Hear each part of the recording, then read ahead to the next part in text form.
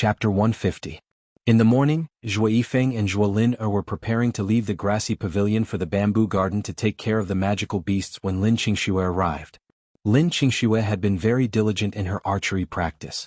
At first she hadn't even been able to hit the target, but now she was able to hit the bullseye every now and then. Seeing that she was serious, Zhuo Yifeng began to teach her seriously. Originally, Lin Qingxue had agreed that she wouldn't be able to practice archery because of Lin Zainan's cultivation homework, but unexpectedly, Lin Qingxue worked so hard that she stayed up all night to finish her homework. The next day she showed up at the grassy pavilion. Zhuo Lin was moved by Lin Qingxue's enthusiasm, and had Zhuo Yifeng stay behind to help her practice while she went to the bamboo garden. When Zhuo Lin arrived, Lin Qingxun told her that a demonic pig had given birth to a cub the night before, and that it needed to be looked after carefully. Lin Qingxun then went to the apothecary, leaving Zhuo Lin alone in the bamboo garden. As usual, Zhuo Lin prepared food for the magical beasts and fed them. After spending some time together, the magical beasts had become familiar with Zhuo Lin and didn't make a fuss. After feeding all the magical beasts, Zhuo Lin cut up some diced carrots and fed them to the demonic pig that had just given birth. Zhuo Lin brought the diced carrots to the cage, where the demonic pig was snoring lightly. The little pig, however, was awake, staring at Zhuo Lin with its round, black eyes. Zhuo Lin opened the cage and placed the diced carrots into a bowl. Just then the pig cub crawled over and rubbed against Zhuo Lin's hand. Demonic pigs were fast-growing animals. They grew almost every hour, and they would stop growing after reaching a length of about 3 feet in 7 days. They were small, cute, and lively and were one of the favorite pets of humans. Because their meat was tender and fragrant, they were favored by the nobility. They could be sold for 100 gold taels on the market, and were sought after by hunters. The newborn pig was only the size of a kitten, and its body was as white as snow, making it look like a cute snowball. At this time, it was like a naughty child, using its pink and soft nose to nudge Zhuo Lin's hand, wanting to play with her. Zhuo Lin took the little demon pig out of the cage and held it in her arms. The little demon pig struggled to get off the ground, so Zhuo Lin bent down and placed it on the ground. The little demon pig spun around on the ground, biting its own tail. It was very funny and Zhuo Lin couldn't stop giggling. After playing for a while, Zhuo Lin wanted to put the little demon pig back in the cage, but just as she reached out, the little demon pig suddenly turned around and ran away, brushing past Zhuo Lin's fingers. Zhuo Lin quickly chased after it. Although the demon pig didn't run very fast, it was small and nimble. Zhuo Lin couldn't catch it even after it ran around the garden twice. The little pig discovered the gate to the garden and suddenly ran towards it. Zhuo Lin anxiously followed it out of little bamboo garden. Zhuo Lin followed the little demon pig all the way to the back of the garden, where the little demon pig crawled out of a small hole in a corner of the garden. Zhuo Lin saw that the back door wasn't closed, so she ran out through it without a second thought. Zhuo Lin had just walked out of the back door, but she hadn't run 2 steps when an unfamiliar man suddenly blocked her way. Only then did she remember everyone's earlier warning. She turned around and was about to run when her vision suddenly darkened. Her body flew into the air, but she was caught by a cloth sack and slung over someone's shoulder. Frightened, Zhuo Lin opened her mouth to scream, but as soon as she did, she heard a familiar woman's voice. "Sister Ruoyan, help!" Zhuo Lin screamed. Zhuo Yifeng practiced archery with Lin Qingxue for almost an hour before heading to Little Bamboo Garden, and Lin Qingxue requested to tag along. When the two of them arrived at Little Bamboo Garden, Zhuo Lin was nowhere to be seen. They called out a few times but there was no response. Zhuo Yifeng had a bad premonition. Surely the far-sighted king's men wouldn't be so bold as to sneak into the Lin manor to kidnap Lin Qingxue in broad daylight. The two of them hurriedly left Little Bamboo Garden to search for her. In the process, they ran into a farmer responsible for delivering vegetables to the Lin manor, who told them that a petite girl had fled to the back of the garden. The two of them hurriedly ran to the back of the garden, and when they saw the open back door, they hurriedly chased after her. As soon as they exited the back door, they saw a man dressed like a warrior, clutching Zhuo Lin's neck as he confronted 2 people opposite him. Yun Ruoyan and a man dressed in a black robe. "Lin, Zhuo Yifeng exclaimed as he tried to walk over. "Don't come any closer or I'll strangle her to death," the warrior threatened Zhuo Yifeng. Zhuo Yifeng recognized this man as one of the far-sighted king's retainers, Jier. Zhuo Yifeng had even had a drink with him before. "Jier, let go of my sister." "Zhuo Yifeng, His Highness misses you and your sister very much, so why don't you come back with me obediently?" Jier asked Zhuo Yifeng. Us siblings aren't worthy of His Highness's concern, Zhuo Yifeng replied. Jier, we're friends. If you let me go today, I'll be eternally grateful. Mph, Jier sneered. Since you're unwilling to come with me, I'll take your sister away first. Zhuo Yifeng doted on his sister, and this was something that the entire far-sighted king's manor knew. As long as he could capture Zhuolin, he would be at Zhuo Yifeng's weakest point. After Jier finished speaking, he whistled loudly. Not good, he's calling for his companions. Are you really unwilling to let go of our sister? Yun Ruoyan looked at Jier. I'll give you one more chance. Yun Ruoyan could tell that Jier was only a 5th-rank blade master, and she could kill him instantly with the Feilai blade. Ah, Jier laughed proudly. My men will be here soon, and I'll definitely take Zhuolin with me today. As soon as Jier finished speaking, a beam of white light shot out from Li Mo's fingers and into his forehead. Jier's eyes widened as he stared incredulously at Li Mo, who was pointing 2 fingers at him. He collapsed to the ground. It was an honor for him to be able to witness the power of spiritual energy kill someone from a distance before he died. Zhuo Yifeng hurriedly ran over and removed the sack from Zhuolin's body.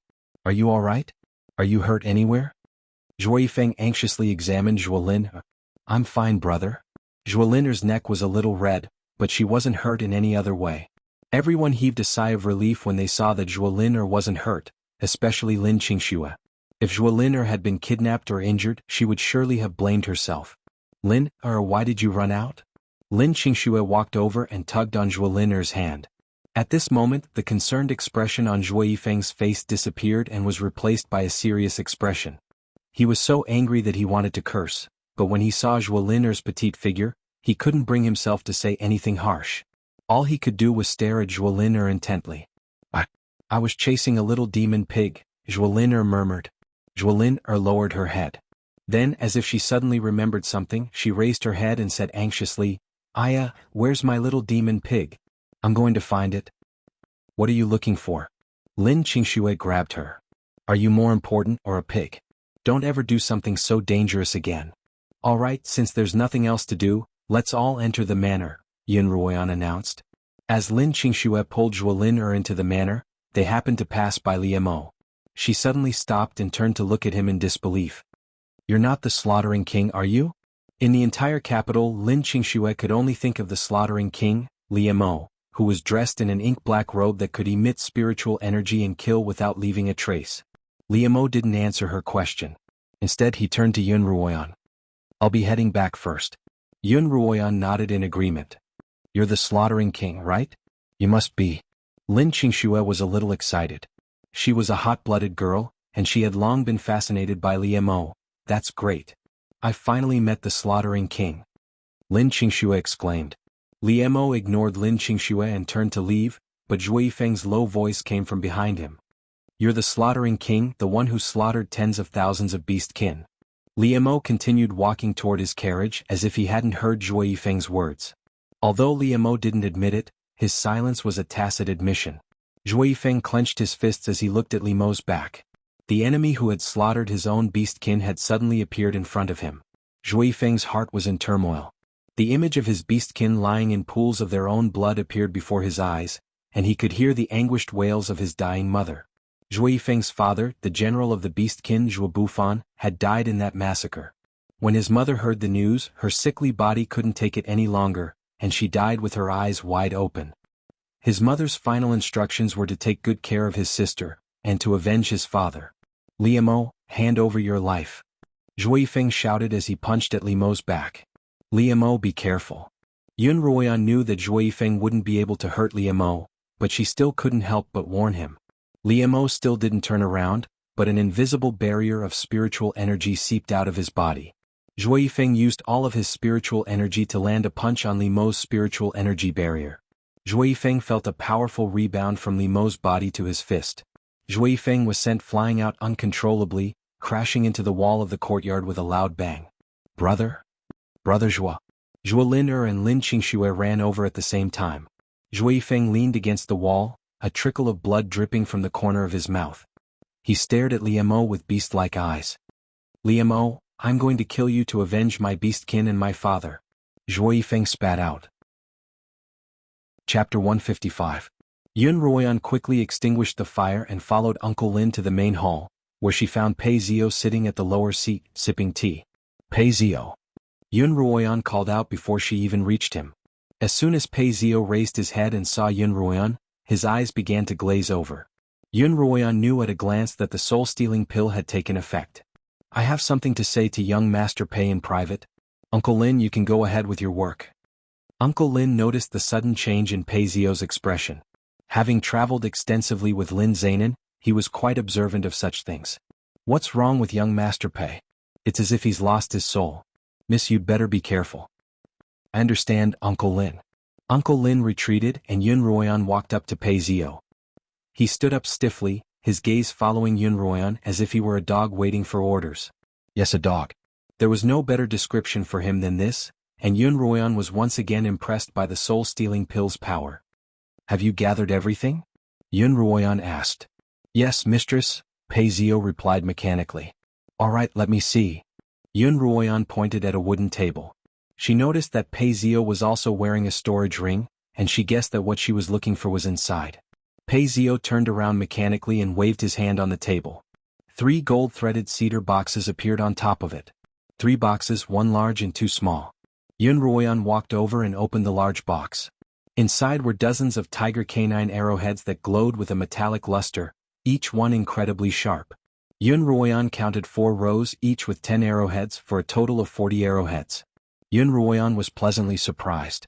She had thought that there would only be around 20 arrowheads, but she had nearly double that number. However, these arrowheads were much smaller than the ones she usually saw. Yun Ruoyan wondered if the increased number of arrowheads would affect the sharpness and hardness of the arrowheads. No, Pei Zio replied. Pei Zio said, Father said that the saber-toothed tiger's teeth are very hard and cumbersome materials. If they were refined to be the same size as ordinary arrowheads, it would be a burden instead, and they wouldn't have an advantage in speed. This way, not only can it increase the quantity but it will also be easier for the user. Pei Zio said everything he knew. He continued, but there are advantages and disadvantages. The disadvantage of making it smaller is that the arrowhead can't deal too much damage to the opponent. This requires the user to accurately shoot the arrowhead into the opponent's vitals. She had absolute confidence in Zhuo Yifeng's swordsmanship. After looking at the tiger canine arrowhead, Yun Ruoyan looked at the other 2 high-grade spiritual herbs in the boxes. Of the 2 spiritual herbs, one was of superior grade, while the other was of superior grade. Pei Zio introduced the superior high-grade spirit medicine as the heaven-shifting pill. It was a type of spirit medicine that could quickly help a cultivator recover all the spiritual energy they had expended in battle. The other one was called the Remania pill. It was a kind of spiritual medicine that could be applied externally. Crush it and sprinkle it on the wound, and it had a miraculous effect on the healing of the wound. You've done very well. Yun Ruoyan stored the 3 boxes into her pocket dimension, then turned to Pei Zio. Thank you for your praise, mistress. Pei Zio's wooden expression revealed a trace of happiness at being praised. Under the effects of the soul-stealing pill, Pei Zio completely regarded Yun Ruoyan as his mistress, and his only goal was to complete the mission that she had given him. Yun Ruoyan couldn't bear to give Pei Zio the antidote, but if she didn't, that old fox Pei Xiong would surely discover it. She really couldn't be too greedy. Leave the Lin Manor and head east along the main road. You'll find a brothel you frequent there. Go to the brothel and find the ugliest girl there. Then please her and sleep with her. After you wake up, take this pill I gave you. Yun Ruoyan took out the antidote for the soul-stealing pill and handed it to him. Yes, mistress, Pei Zio replied respectfully as he accepted the pill. All right, you can go now. Yun Ruoyan waved her hand and Pei Zio turned to leave. As Yun Ruoyan watched Pei Zio's departing figure, a wicked smile appeared on her face. After Pei Zio walked out of the Lin Manor, he didn't stop for even a moment. After a few minutes, Pei Zio arrived at a brothel known as the Yichuan brothel. By this time, it was almost evening, and there were already a number of girls soliciting customers outside. Young Master Pei, isn't this young Master Pei? The ladies outside recognized Pei Zio at first glance and hurriedly surrounded him like stars surrounding the moon. Because Pei Zio was generous and often brought friends from noble families to this brothel, he was considered a VIP. Young Master Pei, it's been a long time since you've come to the Yichuan brothel. We've missed you so much. The girls escorted Pei Zio into the brothel. As long as Pei Zio didn't see Yun Ruoyan, he would speak and act like a normal person. He smiled. You're probably here for my silver, aren't you? Young Master Pei, it's been a long time since we've seen each other. Have you moved to a different brothel? Madame Lin walked up to him. Of course not, Pei Zio denied. In the entire capital, only Madame Lin's brothel has top-notch goods. Even if I wanted to, I wouldn't be able to find a better brothel. Pei Zio's words made Mama Lin's old face smile like a chrysanthemum. She moved closer to Pei Zio and said, Mama, I've left some fresh goods for young master. I'm just waiting for young master to taste them. Pei Zio was very particular about women. They had to be undeveloped and they had to be beautiful. In the jargon of the brothel, they had to be fresh. Pei Zio had always been willing to spend money on fresh goods like this. All right, madam, please introduce me to them. Pei Zio's eyes darted around the room as he spoke. Young Master Pei, please wait a moment. The girls will be here in a moment. Madame Lin headed to the back of the hall. Pei Zio directly sat on a seat in the main hall. At this time, a lady lowered her head and buried her face in her hands as she served him wine. She didn't know if she was nervous, but she twisted her leg and almost fell. Be careful, Mississippi, Pei Zio smiled as he helped her up. He was an elegant young master dressed in a white robe. His smile was as refreshing as a breeze, and it immediately caused a group of girls to fall head over heels for him. But what the girls found strange was that young Master Pei, who had always had high standards, was smiling at the ugly girl. In the past, young Master Pei would always frown whenever he saw her, so why was he smiling at her today? How uncanny. When the ugly girl saw Pei Zio smile at her, she immediately steadied herself and giggled foolishly. She had a flat face, slanted eyes, bald eyebrows, and pouting lips. Her skin was as dark and rough as sand after being exposed to the sun, and there was a tinge of red mixed in with black. As he smiled, a mouthful of uneven yellow teeth appeared to be on the verge of popping out. The girls couldn't help but cover their noses and mouths, as if they could smell the stench coming from her mouth even from afar. Because she was so ugly, she had been given to the Ichuan brothel for free. Logically speaking, a girl as ugly as her shouldn't have been allowed out to scare anyone, but Madame Lin had a good eye for such things. It wouldn't have been surprising if she were just ugly, but she was so ugly that she was a rare sight. Some people like to steal glances at such ugly things from time to time. But that wasn't the only reason. Another important use of this ugly girl was to serve as a foil to the other girls. Compared to this ugly girl, even the ugliest girls in the Ichuan brothel seemed like flowers. As Pei Zio stared at the ugly girl, Xuanhuan's hypnotic voice rang out in his ears. Find the ugliest girl in the brothel, please her and sleep with her. That's her, that's her, that's her. Pei Zio's eyes flickered between slackness and clarity. In truth, he wasn't sure if he was conscious or not. But he had to carry out his master's orders, so he asked, May I ask how I should address you and how old you are? As the other girls of the Ichuan brothel looked at Pei Zio with admiration and disgust at the ugly girl, Pei Zio looked at the ugly girl and asked gently. His gentle voice and watery eyes once more caused the other girls to fall into a daze, because the person he was talking to was that ugly girl. That was really strange. Aye. The ugly woman was overwhelmed by the favor and didn't know what to do. Then she let out a deep breath and mimicked the tone of a girl and said in a low, muffled voice, I am called Hua. After introducing herself, Hua even puffed out her impressive breasts, the only thing she could be proud of as a woman. Among the group of weak and frail girls, Hua, who was tall and sturdy, had the biggest breasts. Hua. As Pei Zio called out the ugly woman's name, a look of admiration appeared on his face. He said faintly, blooming flowers like brocade, flower field under the moon, windflower snow moon, beautiful flowers round moon, what a good name.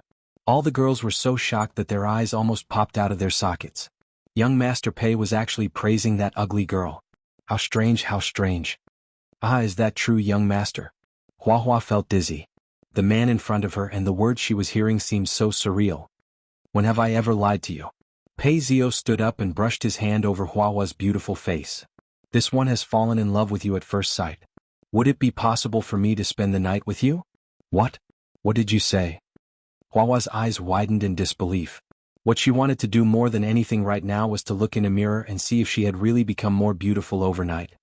What, are you unwilling? Pei Zio frowned. No, that's not it. Hua waved her hands. I'm just an errand boy. My mother doesn't allow me to receive guests. Don't worry about this girl, I'll take care of her. Just then Madame Lin brought in 7 or 8 fresh goods from the inner hall. These were all new arrivals, specially prepared to receive refined guests like Pei Zio. Young Master Pei, sorry to keep you waiting. Madame Lin swayed her hips, smiling as she walked. These girls are all fresh. Young Master Pei, please take your pick. There's no need. Young Master Pei's gaze swept over the beautiful girls. I've already found what I want. Ah? Who is it? Madame Lin asked in surprise. Among the girls in Yihong brothel, which one could catch the eye of the crafty young Master Pei? It's her. Pei Zio pointed to the girl beside him. Madame Lin looked in the direction he was pointing. Hee mommy, it's me. Huahua raised her beautiful face and grinned at Madame Lin. Chapter 156. Young Master Pei, who did you say you were interested in? Madame Lin thought that she was seeing things and asked Pei Zio again. That's her. Pei Zio once again pointed at Huahua in front of everyone. What's the matter, Madame Lin? Don't tell me you can't bear to part with her? Madame Lin was stunned. Oh no, young Master Pei, you're joking with me, aren't you?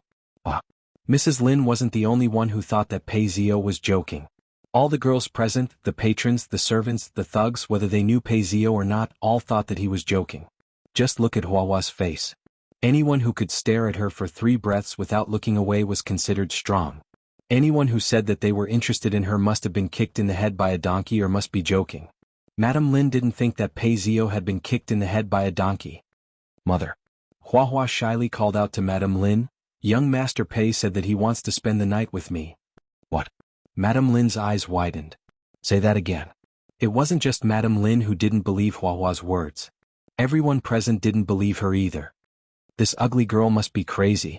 She actually wants to spend the night with young Master Pei? Look at how ugly she is. Even a toad wouldn't be interested in her. She must be crazy for men. Young Master Pei was just teasing her, but she actually took it seriously. Why doesn't she take a piss and look at herself? Ugly words rang out one after another. Huahua innocently looked at Pei Zio with her chicken eyes, aggrieved and resentful. Pei Zio seemed to catch Huahua's gaze and immediately walked over to her side. Under the watchful eyes of everyone present, he placed a hand on Huahua's muscular back and announced loudly, Miss Huahua is right. This young master has indeed taken a liking to her and wants to spend the night with her. As soon as Pei Zio said this, the entire crowd fell silent. The girls who were interested in Pei Zio but had never been in his eyes all heard the sound of their hearts breaking. The handsome and elegant young Master Pei wanted to spend the night with that ugly girl? How were they supposed to live? Mama Lin. Pei Zio broke the silence. As he spoke, he took out a banknote from his pocket and handed it to Mama Lin. Miss Huahua must be an artist. Mama, see if this is enough to buy her first night. Mother Lin looked at the stack of banknotes in front of her. Although she was still a little confused, she reached out to take the banknotes out of habit. Is it enough? Ah. Mother Lin replied blankly, Ah. That's enough, that's enough. Was really enough. Madame Lin didn't even need to count it. Just by looking at it, she could tell that the stack of banknotes was worth at least 400 or 500 taels of silver. Even the most beautiful girl in the Yichuan brothel was only worth this much. Huahua was a free gift. Mama Lin was raising her purely to ward off evil spirits. Who would have thought that one day Huahua would be able to earn money for herself? Madame Lin immediately came to her senses. What kind of place was the Yichuan brothel? Wasn't it a place where men could do whatever they wanted? Not to mention Huahua, as long as she paid, she would have no problem spending the night with her mother. Young Master Pei is truly different from the rest, ha. Madame Lin waved the handkerchief in her hand, as if she were talking to any of the beautiful girls in the Yichuan brothel. She circled around Huahua and praised her. Huahua is definitely a real artist. Most people wouldn't be able to bring themselves to praise her. Look at that figure, look at that big face. According to convention, Madame Lin should have praised Huahua a few more times, but she really couldn't find the right words. After a long while, she finally blurted out, Who's lucky enough to endure such torment? Mama. Huahua shyly twisted her muscular body, successfully disgusting a large group of people. But Huahua didn't care, because the extraordinarily handsome Pei Zio was currently looking at her with deep affection.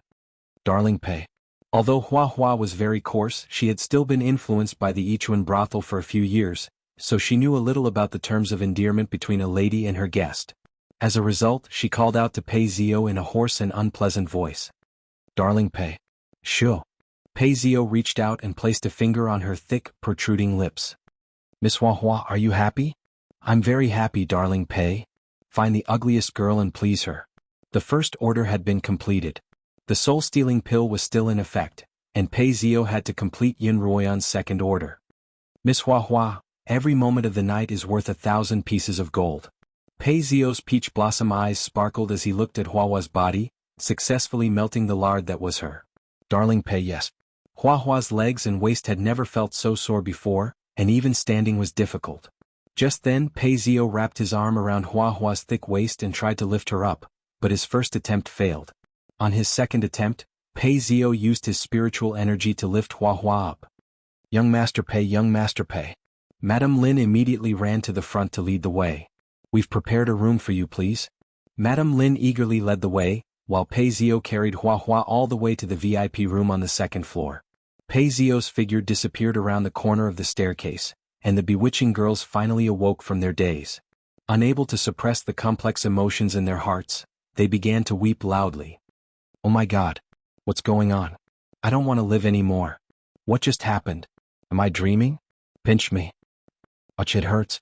It's not a dream, it's real. Oh my God, I don't want to live anymore. While the girls were in a frenzy, the men who had come to seek pleasure were relatively clear-headed. Was that the young master of the Pei family? I think he looks like him, but I can't be sure. That's him, I see him here often. He just bought the first night of that ugly Hua Hua Hua? How could he possibly have the heart to do it? Oh my, these nobles are tired of pretty girls, so they want something more exciting. What a hardcore taste. Ever since then, Pei Zio's reputation for hardcore taste had spread like wildfire throughout the capital. The next morning, Yun Ruoyan woke up early, washed up, and put on a set of men's clothes.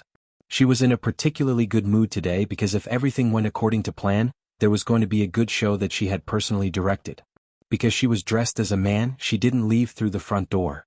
Instead, she leaped out of the back window. She jumped off the wall and landed on the ground. She reached out to brush off the dust on her robe and walked toward the entrance of the alley. After exiting the alleyway, Yun Ruoyan walked along the main road toward the Yichuan brothel. A carriage happened to pass by her. She didn't pay much attention to it, but the person in the carriage happened to lift the curtains to let in some fresh air and saw her. Miss, what's the matter? Cui Ju asked when she saw her mistress staring out the window. Have the coachman stop the carriage by the roadside. I want to get off. Yi Qianying turned around. Yi Qianying's sudden order stunned Cui Ju. Didn't you hear what I said? Yi Qianying scolded impatiently. Are you deaf? I want to get off the carriage. Have the coachman stop the carriage. Oh yes, yes, Mississippi. Cui Ju trembled in fright and quickly stuck her head out to talk to the coachman. Yi Qianying looked at Cui Ju's back, her heart filled with frustration.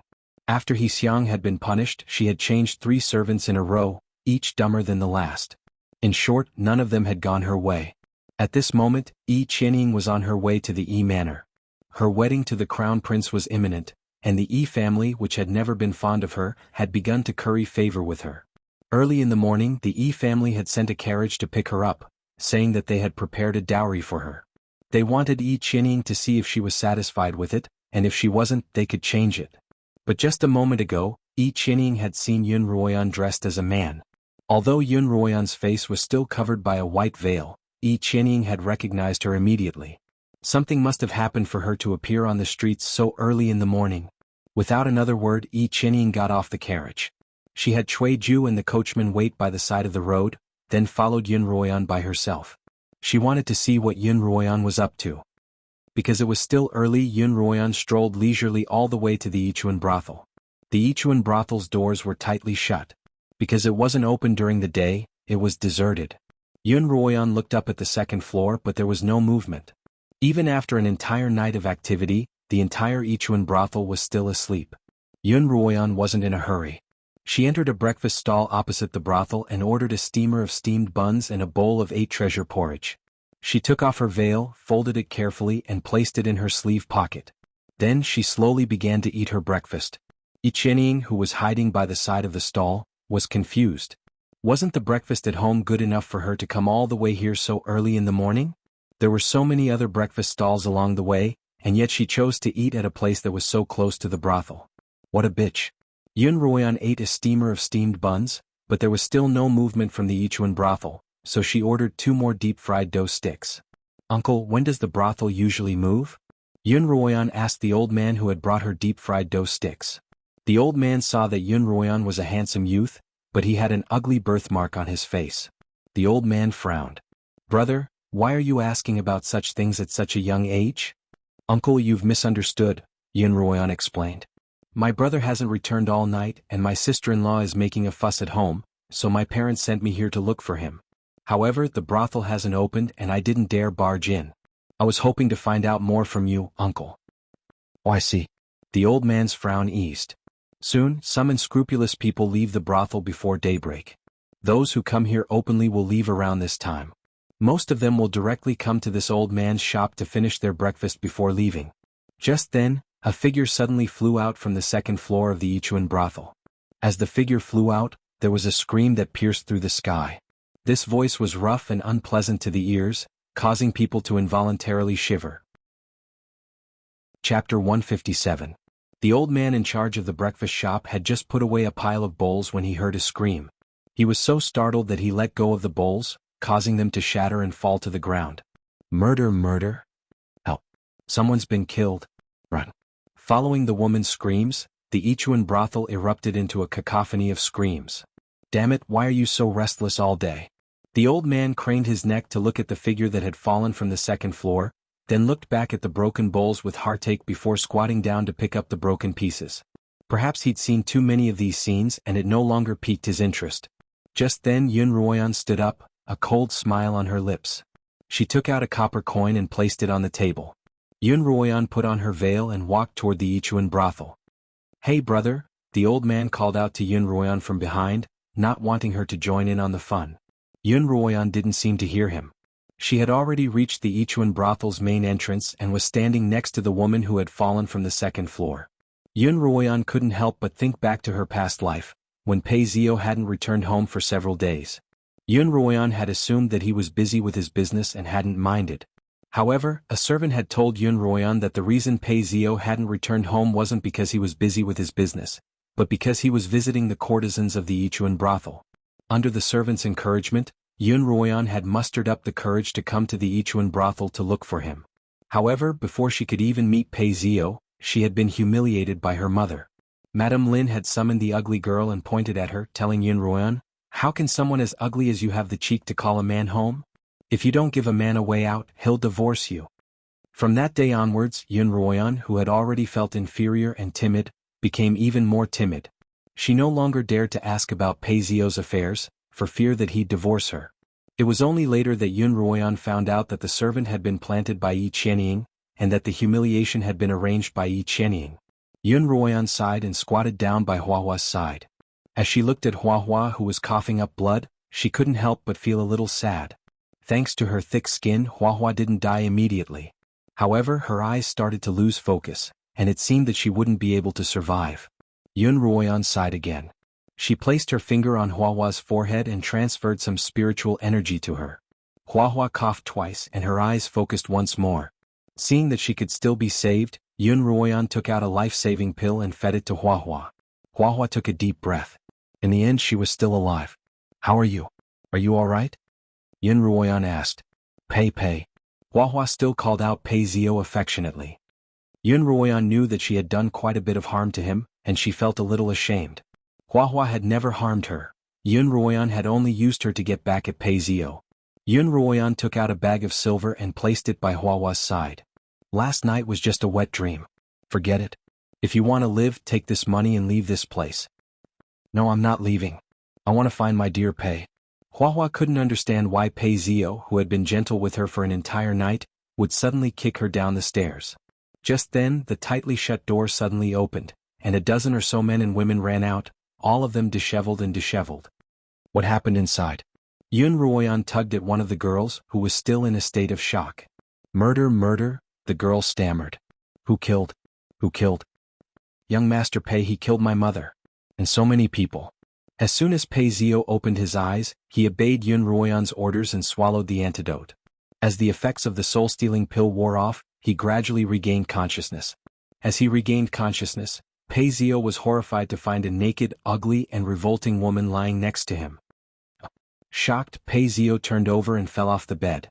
Huahua was startled awake, and she looked at Pei Zio seductively with her beady eyes. "Pei Zio, you're awake." Thinking back to the night before, Huahua still felt as if she were floating in the clouds. Why are you here?" Pei Zio pointed at Huahua, his face full of fear. He looked around. This was the Ichuan brothel, a place he frequented. But he couldn't remember how he had ended up here. More importantly, why was he sleeping on the same bed as this disgusting, ugly woman? What in the world had happened? Have I been here all this time? Huahua pouted her thick, swollen lips and smiled shyly. Last night, Pei Zio, you were very gentle. Pei Zio's head exploded, and a few scattered images flooded into his mind. His eyes were bloodshot as he stared at Huahua, who was lying on the bed.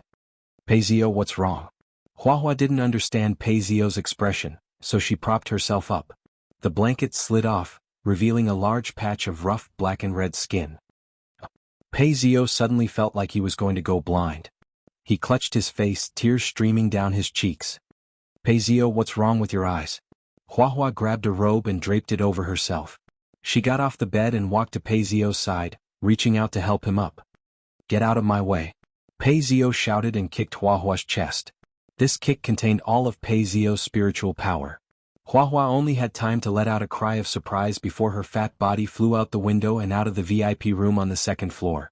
Pei Zio's memories grew clearer and clearer. He remembered how he had entered the Ichuan brothel, how he had spent the night buying Huahua, and what that night had been like. Pei Zio lay on the floor in pain, his body curled into a ball. His stomach churned. Madame Lin heard the commotion upstairs and pounded her way up to Pei Zio's room. She knocked on the door. Young Master Pei, are you all right? Madame Lin laughed as she knocked on the door. Last night, the commotion in the room had been so loud. Just thinking about Huahua's body and voice gave Madame Lin goosebumps. Honestly, she couldn't understand how young Master Pei's taste had changed so much. But he was rich. It was true that the rich were good at causing trouble. Young Master Pei, breakfast has been prepared for you. You and Miss Huahua. Before Madame Lin could finish speaking, the door suddenly opened. Pei Zio stood there, his face ashen. Madame Lin, who was used to reading people's expressions, froze. Young Master Pei, what's wrong? Madame Lin asked. Madame Lin. Gritting his teeth, Pei Zio looked at Mama Lin and said, Who told you to get that ugly monster with me? Madame Lin was dumbfounded. You bought her with your own money. I bought her myself. Pei Zio clenched his teeth so hard that they were about to bleed. In his memory he had indeed bought her, but in his memory he seemed to be a completely different person. If I want to buy her, you'll sell her? Pei Zio's eyes were bloodshot. To him, there was nothing worse than playing with a woman who made him feel so disgusted. Of course. Madame Lin said matter-of-factly. Who doesn't know that our Yihong brothel is a money-squandering establishment? My Madame Lin only cares about money, not people. As long as I have money, I'll even sell myself, let alone Huahua. Is that so? Pei Zio smiled viciously. Then I'll buy your life. With that, Pei Zio reached out and grabbed Madame Lin's neck. Ah, save. Madame Lin only managed to say 2 words before her neck was squeezed tightly by Pei Zio. The girl in the room next door heard the commotion and pushed open the door to see Pei Zio strangling Madame Lin. Madame Lin's eyes were wide open and her mouth was wide open. Her tongue was hanging out. Pei Zio loosened his grip, and Madame Lin fell limply to the ground. She couldn't be more dead. Ah, murder. The girl was so frightened that she screamed like a pig being slaughtered. Her scream was even worse than Huahua's. The entire Ichuan brothel was woken up by her scream. The girls, the patrons, and the hired thugs all pushed open the doors to see what was going on. The cries of murder, murder, rang out again and again. When the thugs saw that their boss had been killed and that the murderer was still at the scene of the crime, they all pounced on Pei Zio. Pei Zio had killed Madame Lin in a fit of rage. He stared blankly at Madame Lin, who was lying on the ground with her eyes rolled back and her tongue hanging out. While Pei Zio was still in a daze, a few thugs surrounded him and beat him to the ground. Although these thugs didn't have very high cultivations, they were very good at beating people up, and they specifically targeted vulnerable areas. Pei Zio's nose, eyes, and abdomen all hurt. Just as one of the thugs was about to kick him in the groin, Pei Zio suddenly exploded. The blood in his chest surged. With a flip of his hand, he took out his family heirloom, the cloud-piercing spear, and didn't hold back at all. In an instant, the brothel was dyed red with blood. There was a constant stream of people running out of the Yihong brothel. Not only were they screaming that someone was being murdered, but they were also screaming that they should report this to the authorities. A madman was killing people. Yi Qianying's curiosity was also piqued. A place like the Ichuan brothel would normally be avoided by the ladies of good families. But the more she avoided it, the more curious she became about it. Moreover, given the commotion that had just occurred, she decided to walk over as well. Xuanhuan didn't enter the Yichuan brothel. She was only there to watch the show, and the situation had already far exceeded her expectations. As such, it was best to watch from afar. Xuanhuan turned to return to the breakfast shop, but Huahua had already disappeared. It seemed that she hadn't been foolish enough to take a breather. By this time, the Yichuan brothel was surrounded by a crowd of onlookers. Xianxia was bumped into by one of the onlookers, and by the time she turned around she had lost track of Xuanhuan. She stopped in the middle of the crowd. "What happened?" someone in the crowd asked. "Someone killed Madame Lin," one of the patrons who had rushed out of the Yichuan brothel replied. "Oh, it's that wicked old woman? Who killed her?" "Young Master Pei of the spiritual weapon trade." Xianxia immediately perked up her ears as if she had been pricked by a needle. "What? I'm telling you, there's something fishy going on here." The patron recounted the events of the previous evening. Did he really sleep with Huahua? Because of Huahua's ugliness, there was no one in the area who didn't know of her. He really slept with her. The patron exclaimed exaggeratedly. And there was quite a commotion last night, from Huahua's hoarse voice. The patron made an indescribable expression as he continued. For some reason, young Master Pei went crazy early this morning, strangling Madame Lin to death and killing many of her thugs. Isn't he crazy? He's not crazy. How could he sleep with Huahua? When the crowd thought of Huahua, they didn't know whether to laugh or cry. Xianxia clutched her handkerchief tightly, her heart filled with an indescribable mixture of emotions. Chapter 158. Not long after, the bailiffs who had received the report jogged all the way to the Yichuan brothel, and the onlookers immediately made way for them. As soon as the bailiffs entered the brothel, they were greeted by such a scene. Pei Zio stood in a pool of blood, his spear in hand. At his feet were the corpses of 7 or 8 thugs, as well as a madam whose eyes were rolled back in her head. The bailiffs didn't dare approach him, instead standing at the foot of the stairs. The head of the bailiffs recognized Pei Zio. The Pei family had always interacted with officials. From the emperor's relatives to the secretaries of the yamen and the jailers, the Pei family was willing to spend money to rope them in. Who knew when he would be able to use it in the future? Of course he could use it now. "Young Master Pei, what's the matter?" the head of the bailiffs asked from afar. Pei Zio raised his head to look at the bailiffs, and his cold face slowly revealed a pained expression. I don't know anything. I've been kept up." The head of the bailiffs was a knowledgeable man, and after hearing Pei Zio's words, he had a rough idea of what was going on. "Young Master Pei, no matter what, please put down your weapon and come with us to the yamen." Pei Zio was only wearing his undergarments, and his body was drenched in blood, some from others and some from himself. After the fight, Pei Zio's face was swollen, his hair disheveled and his eyes unfocused. He no longer had the air of a young master. He was carried out of the Yichuan brothel by the bailiffs. As his unfocused gaze swept across the crowd, he suddenly saw a familiar face. Was Xianxia? Their eyes met, and there was an indescribable mixture of emotions. "Uncle, another bowl of 8 treasures porridge," Xuanhuan called out. She was still sitting at the seat by the door, and because there was a good show to watch, her appetite was particularly good. "Little brother, have you found your eldest brother?" the old man asked curiously when he saw his daughter's excitement.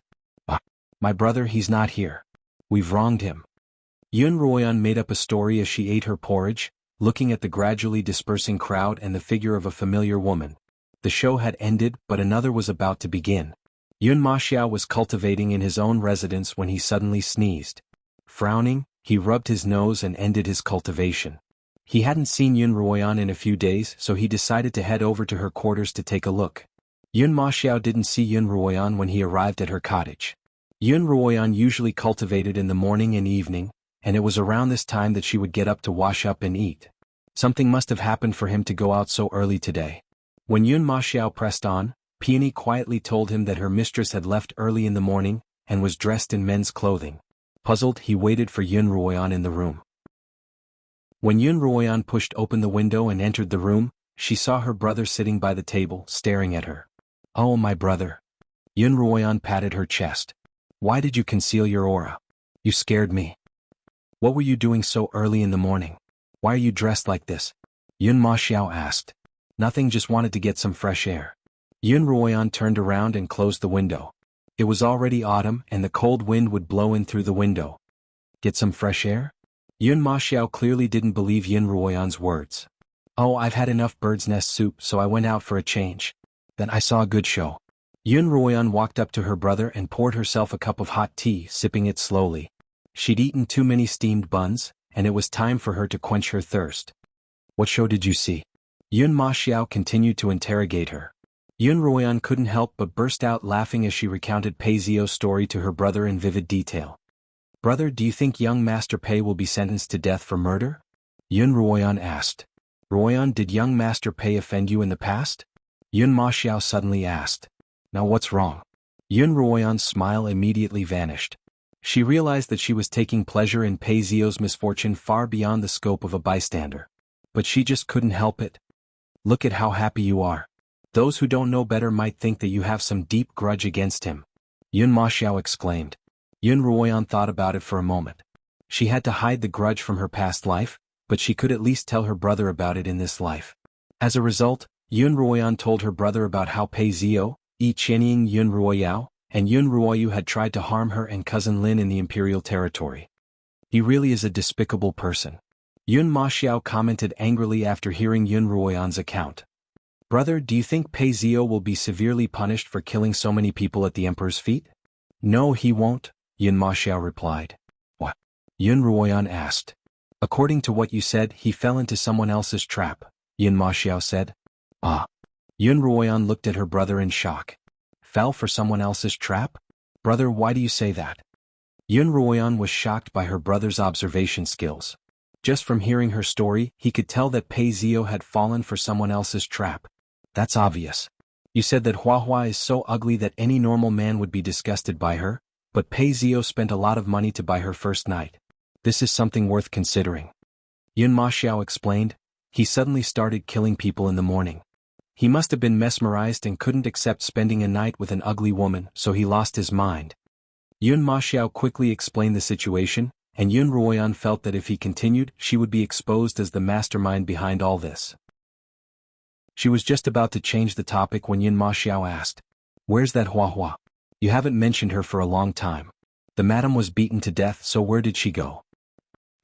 I don't know. Yun Ruoyan lowered her head and continued drinking her tea. If Huahua ran away, it means there's a conspiracy behind this, Yun Ma Xiao continued. Even if there's a conspiracy, he still killed someone. How can he not take responsibility for killing someone? Yun Ruoyan said, unconvinced. Although I'm not often in the capital, I've often heard Master mention a few of the major families in the capital. Among them, the Peis have been the fastest to rise in recent years. With money and connections, it wouldn't take much effort to deal with such matters. Moreover, the people Pei Zio killed were all low-class people, so it was easy to bribe them with some money. Besides, Yun Ma Xiao turned to Yun Ruoyan. He was accepted into Kongming Academy just like you. Even if he committed a crime, he can't be sentenced to death. Yun Ruoyan knew that it wouldn't be so easy to get rid of Pei Zio, but his reputation would be tarnished after this incident. Forget it, it's none of my business. Yun Ruoyan smiled.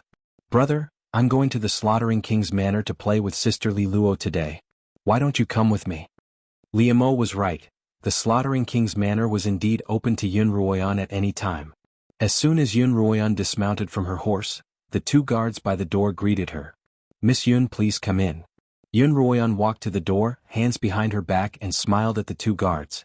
Is His Highness drunk today? Our Highness isn't here, the shorter guard replied. But he told us that no matter what he's doing or not, as long as you're here, we'll welcome you as if you're the mistress of the manor. Yun Ma Xiao frowned and Yun Ruoyan's face reddened. Then is Miss Li Luo in? Yes, the taller guard replied. The taller guard replied, Miss Li Luo has just returned from shopping. She should be in the kitchen now. Because there weren't many people in the Slaughtering King's Manor, everyone was familiar with one another. Yun Ruoyan nodded, and the two siblings entered the manor one after the other. Yun Ma Xiao was also surprised by how quiet the manor was. There were even fallen leaves in the corridors and no one was sweeping them away. Moreover, without anyone to lead the way, they didn't even know where to go in such a large manor. Ruoyan, do you know where the kitchen is? Yun Ma Xiao asked. I don't. Yun Ruoyan shook her head.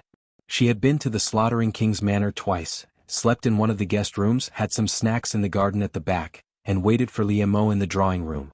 But Yun Ruoyan had no sense of direction, and she wouldn't be able to find any of these three places. Just then, a middle-aged woman in her 40s walked out from the corridor to the right. She was dressed in a blue cotton robe, and it looked like she was the mother of one of the servants in the manor. "Miss Yun, are you Miss Yun?" The mother didn't seem at all timid as she greeted Yun Ruoyan. Both Yun Ruoyan and Yun Maxiao were taken aback. In the Yun household, such servants didn't have the right to speak to guests. Even the most upper-class maids had to lower their heads in front of guests, and unless the guest asked to speak to them, or the master ordered them to do so, they wouldn't initiate a conversation. However, the mother didn't seem to realize this. She smiled at Yun Ruoyan. "Miss Yun, you must be looking for Miss Li Luo? She's brewing some medicine in the kitchen right now. I'll take you there right away." "Oh, of course, Yun Ruoyan replied, and the two siblings followed the mother to the kitchen. "Sister Li Luo," Yun Ruoyan called out as soon as she saw Li Luo, who was busy brewing medicine in front of the stove. When Li Luo raised her head and saw Yun Ruoyan, she smiled.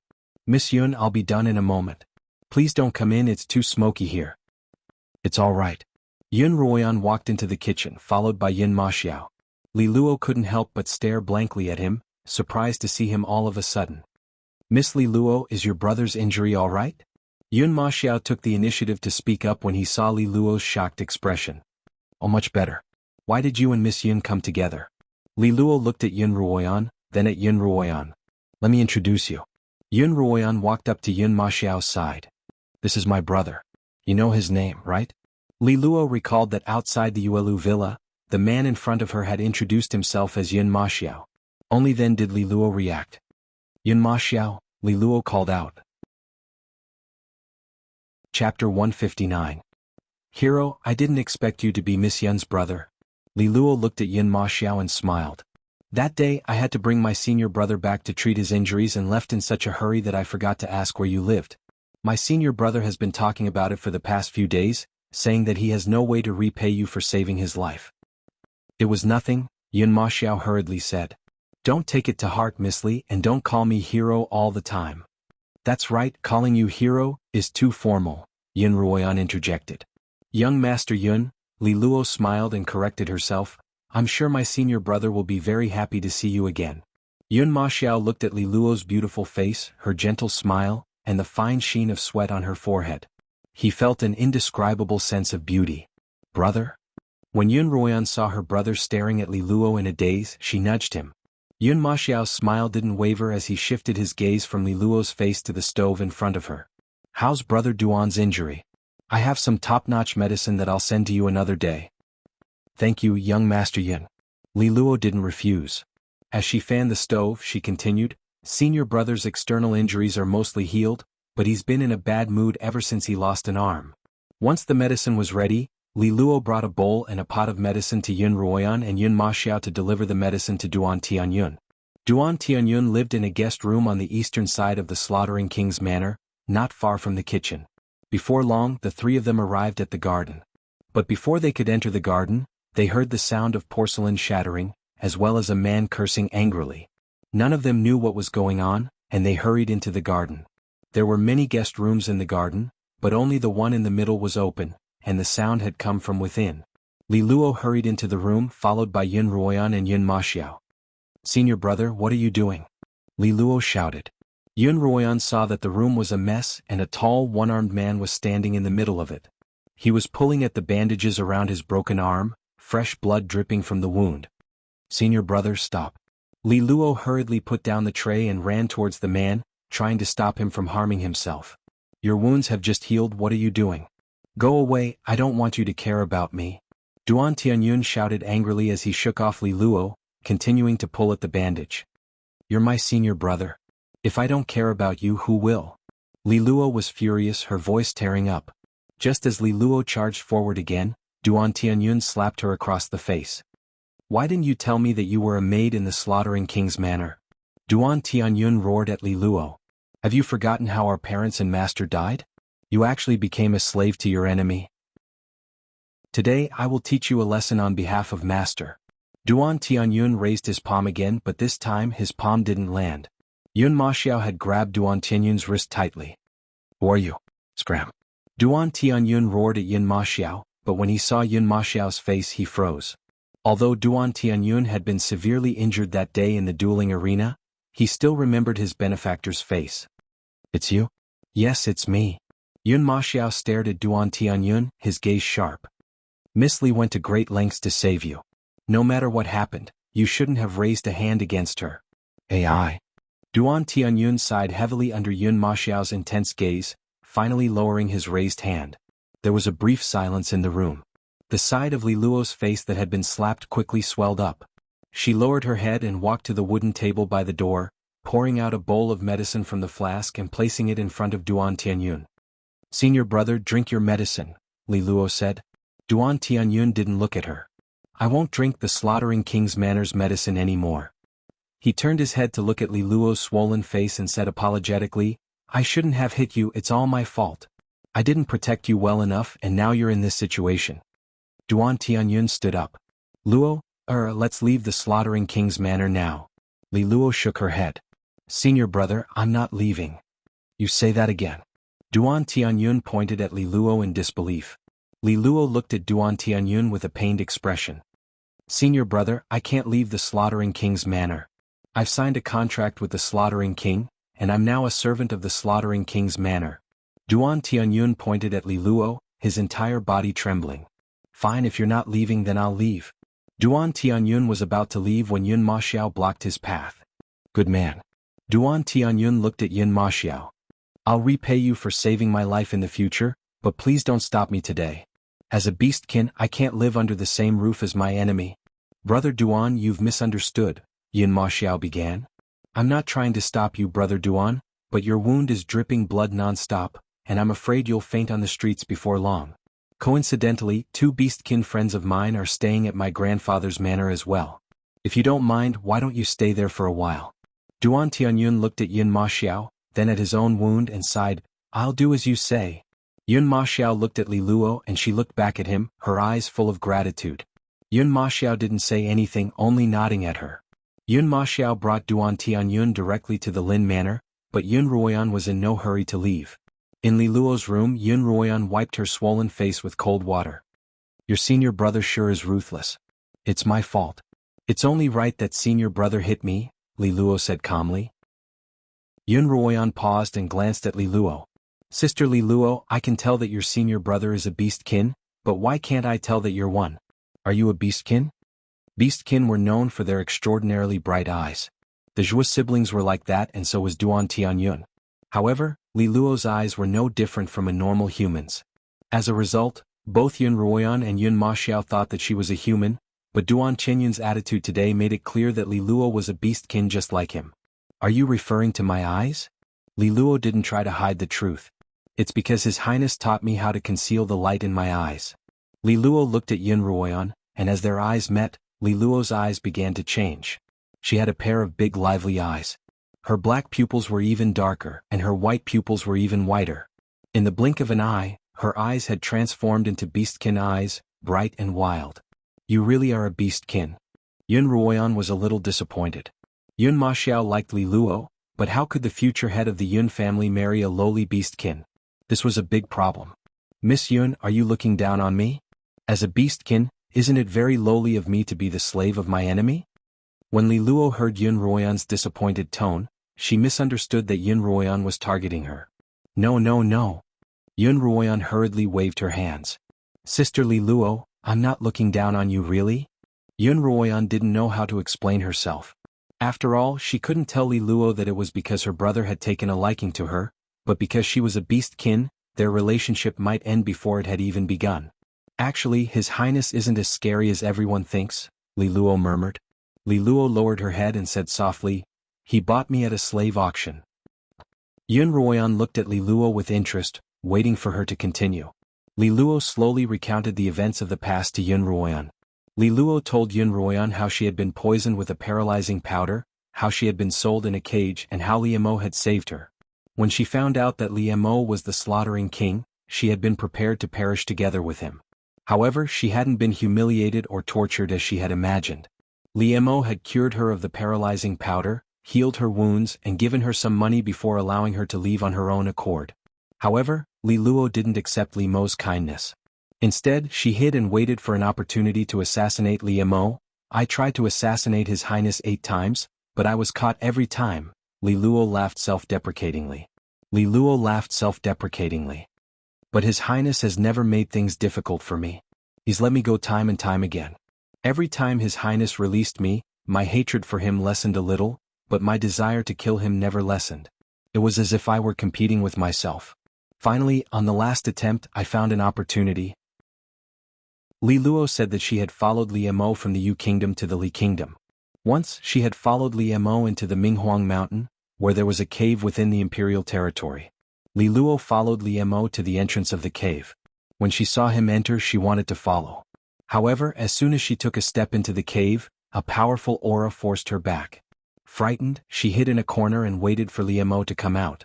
Li Luo waited from night until the morning of the second day, when Li Mo finally walked out of the room, heavily injured. Li Luo realized that this was a good opportunity for revenge, and she charged at Li Mo without hesitation. Although Li Luo's cultivation wasn't high, Li Mo's injuries were so severe that he couldn't use his spiritual energy. As a result, the sounds of their fight attracted the attention of the guards, who surrounded them and attacked them. What Li Luo hadn't expected was that Li Mo would protect her. Not only did he take a blow for her, but he even managed to escape with her. From then on, I made up my mind to follow His Highness. Even if I had to be his little servant, I would still be willing. Oh, is that so? Xuanhuan quietly listened to Li Luo's story. Apart from sighing, she also felt a little uncomfortable, which she didn't quite understand. After a moment of silence, Xuanhuan suddenly stood up from her chair. Do you have any medicine for swelling? Your face needs some medication or it won't go away so quickly. Yes, there's a white porcelain bottle on the table in the inner room, Li Luo replied. Without another word, Xuanhuan entered the inner room to look for the medicine. Just as she was about to leave with the bottle, she heard a familiar male voice from outside. Did he hit you? Yes. Xuanhuan walked out. She saw Li Luo and Li Mo standing facing each other, but Li Mo's hand was on Li Luo's cheek. Ruoyan, why are you here? Li Mo was surprised to see Xuanhuan. That's right, I came at the wrong time. Xuanhuan smiled coldly. She placed the white porcelain bottle on the table and walked out of the room. Chapter 160. Your Highness, Miss Yun must have misunderstood. Li Luo exclaimed anxiously. Li Mo's hand was still on Li Luo's face. When he removed it, Li Luo's face was no longer red and swollen. Thank you, Your Highness. Li Luo bowed. But Miss Yun, Li Mo raised a hand to interrupt Li Luo. He took out a scroll from his sleeve and handed it to Li Luo. Prepare the herbs according to this list. Sunan will come to collect them in 2 days. Yes, Your Highness. Li Luo took the list and walked out of the room. As Li Mo walked out of Li Luo's room, Xuanhuan's expression surfaced in his mind. Was she angry because he placed his hand on another woman's face? That must be jealousy. Li Mo's lips curled up in a smile. He found Xuanhuan's jealous expression adorable. Xuanhuan quickly walked out of Li Luo's garden, her heart filled with an inexplicable anger that made her head hurt. She went out of the garden, wandered aimlessly, and miserably lost her way. Why am I so unlucky today? Xuanhuan thought gloomily as she stood on an unfamiliar path. Although it was already autumn, her surroundings were still lush and lush. The trees and flowers looked as if no one had ever taken care of them, and they grew in a messy yet exuberant manner. There were also weeds growing out from the cracks in the stone path beneath her feet, almost covering the entire stone path. This didn't look like a prince's manor at all. If not for the fact that there was still some human presence, it would have looked no different from an abandoned garden. What an unlucky day. Xuanhuan couldn't help but shout as she stomped on the stone path. What's the matter? Are you angry at me? Li Mo's voice suddenly rang out from behind Xuanhuan. Xuanhuan stopped stomping her feet, straightened her back and continued walking along the stone path. She didn't care which direction she was heading in. Where are you going? Li Mo followed her quickly. The path was too narrow for 2 people to walk side by side, so he followed a step behind Xuanhuan. This path leads to the back of the mountain. Do you want to go hunting or sightseeing? Li Mo chattered away. I'd be happy to accompany you, but it's this season, and the plants on the back mountain are beginning to wilt. Don't look back, Xuanhuan repeated to herself as she walked briskly. The little animals have also eaten their fill and are hiding in their nests. Li Mo continued to persuade his mother-in-law and daughter-in-law. Xuanhuan continued forward. Sigh. Liemo sighed. There won't be any good scenery or prey to catch. I'm afraid she'll be disappointed. Did I say anything about going to the back mountain? Ruoyan couldn't help but turn to Liemo. No. Liemo shook his head and smiled. Where's going? Relying on the self-restraint she'd cultivated over 2 lifetimes, Ruoyan finally managed to suppress the raging blood in her heart. I want to leave this place. Oh you should have said so earlier. Liemo stepped forward and hugged Ruoyan's waist. What are you doing? Ruoyan raised a hand to push him away, but her body suddenly leapt into the air. Liemo was already riding on his sword energy. Why are you riding on your sword again? Ruoyan didn't want Liemo to get too close to her, but she had to rely on him to maintain her balance. Put me down at once. She cried in exasperation and vexation. Liemo was in a good mood. Ever since he'd met Ruoyan, he'd never seen her throw a tantrum like this. You're so jealous. Liemo leaned forward and frowned. Are you jealous? Did I eat cool? Am I jealous? Are you joking? Why would I be jealous? Ruoyan denied loudly, having been exposed by Liemo. The more Ruoyan denied it, the more guilty she felt, and the more jealous she would be. Based on Liemo's understanding of Ruoyan, if he continued teasing her, she would definitely explode. I was treating Li Luo's wound, Liemo explained seriously. What does it have to do with me? This is the first time I've seen someone treat an injury like that. Liemo smiled and didn't explain further. Instead, he reached out and placed his palm on Ruoyan's cheek. Ouch. The sudden touch brought with it a bone-piercing chill, causing Ruoyan to shiver involuntarily. Liemo immediately moved his hand away. Why's your hand so cold? It's even colder than ice. Ruoyan rubbed her numb face. Apart from fire-attuned spiritual energy, there's also water-attuned spiritual energy, which can be converted into ice, Liemo explained. That's amazing. Ruoyan instantly forgot that she was still angry. She grabbed Liemo's hand and had him release his ice-attuned spiritual energy once more. Naturally, Liemo satisfied Ruoyan's request. Ruoyan asked if she could condense ice-attuned spiritual energy as well. Liemo told her that it required talent, and he didn't know if Ruoyan would be able to do so before she started cultivating. However, fire and ice were incompatible, and one couldn't cultivate both at the same time. Otherwise, it would be easy for one's cultivation to go berserk. Ruoyan found this strange. As far as she knew, Liemo was a very skilled pill master. Didn't he have both fire and ice at the same time? Ruoyan directly asked him this question. I didn't say that I cultivated both elements at the same time, Liemo replied. If you want to have both elements at the same time, you'll have to cultivate one to the highest level, because if you're strong enough to suppress the other, you won't go berserk. Oh, I see. Ruoyan suddenly understood. You're saying that if I want to have ice-attuned spiritual energy, I'll have to cultivate my fire-attuned spiritual energy to the violet level first. You're a promising student, Liemo praised. So, you're not angry anymore? Who says I'm angry? Ruoyan would never admit that she was angry or jealous. Didn't you say that you didn't get your spiritual energy for nothing? Besides, I brought the medicine with me. You're just trying to take advantage of Sister Li Luo. I'm trying to take advantage of her? This was the first time Liemo had heard someone say such a thing to him, and he didn't know whether to laugh or cry. I'm using spiritual energy to treat Li Luo's wounds because it's faster, Liemo explained patiently. I have something for her to do, and I can't just let her go out with a swollen face, can I? What's so urgent? Ruoyan asked casually. But as soon as she spoke, she knew that she'd crossed the line. She thought that Liemo wouldn't respond, but he did. I'm looking for herbs to treat her wounds. Many of the beastkin we saved last time were injured, and we're in urgent need of herbs. Oh, is that so? Ruoyan's heart sank as she thought of the beastkin who had been persecuted. You're not angry now, are you? I'm really not, Ruoyan replied seriously. Alright you're not. Liemo smiled. Rumble. Suddenly Ruoyan's stomach rumbled in protest.